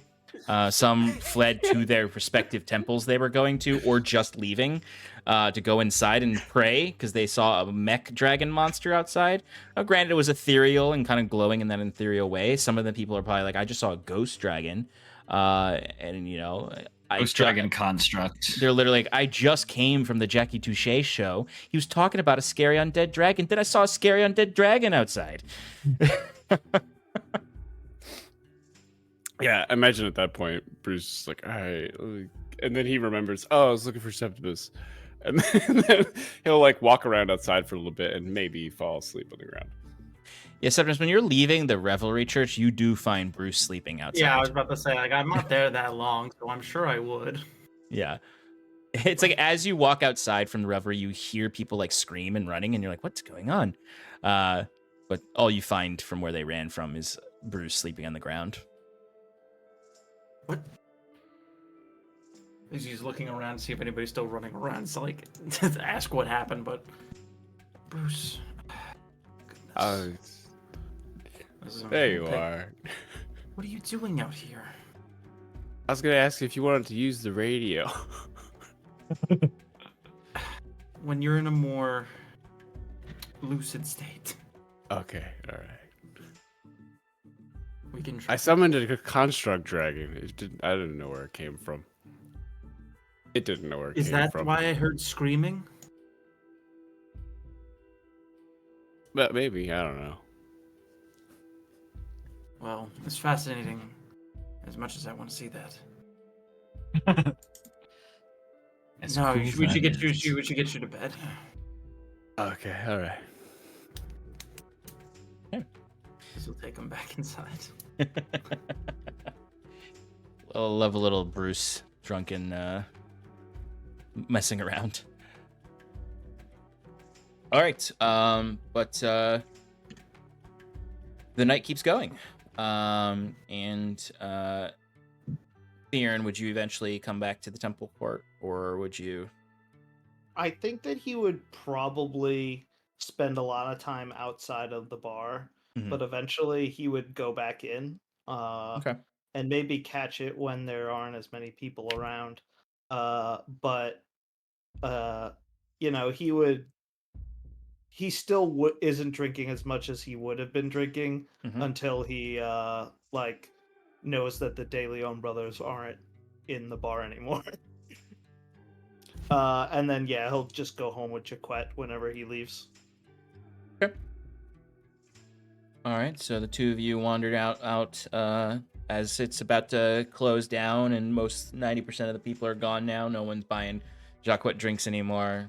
Now it's just sort of like the people who are like, I've been in this bar, I've been going to this bar for 5 years, and suddenly now it's all popular. And you guys can head home. Damn college kids. Damn college kids ruining my drinking hole. And y'all can head home for the evening. All right. I think that's probably what we're gonna call it tonight. And we'll pick up next week with what you guys want to do next. Now that you've gotten kind of some more information from the reading the crowd and talking with a few folks. But it is now kind of formally been declared to the city that Fyrn and Mana is back. Jaquette Duchard is and company have goals as well, and things they want to do, and they're not just here to exist. They're shaking things up, and we'll have to see how the city responds to that, particularly Mr. Greaves, since there was a fairly direct call out in there to him, if he even cares. If he even cares. Wouldn't even be the first time we did that. True, that is true. But you guys have come back, and you have a lot of cool shit on you. But anyway, that's where we're gonna end tonight, folks. We will catch y'all elsewhere in the world to continue with the adventures in Aldhalor. Thanks for hanging out with us. We'll see y'all around. Night.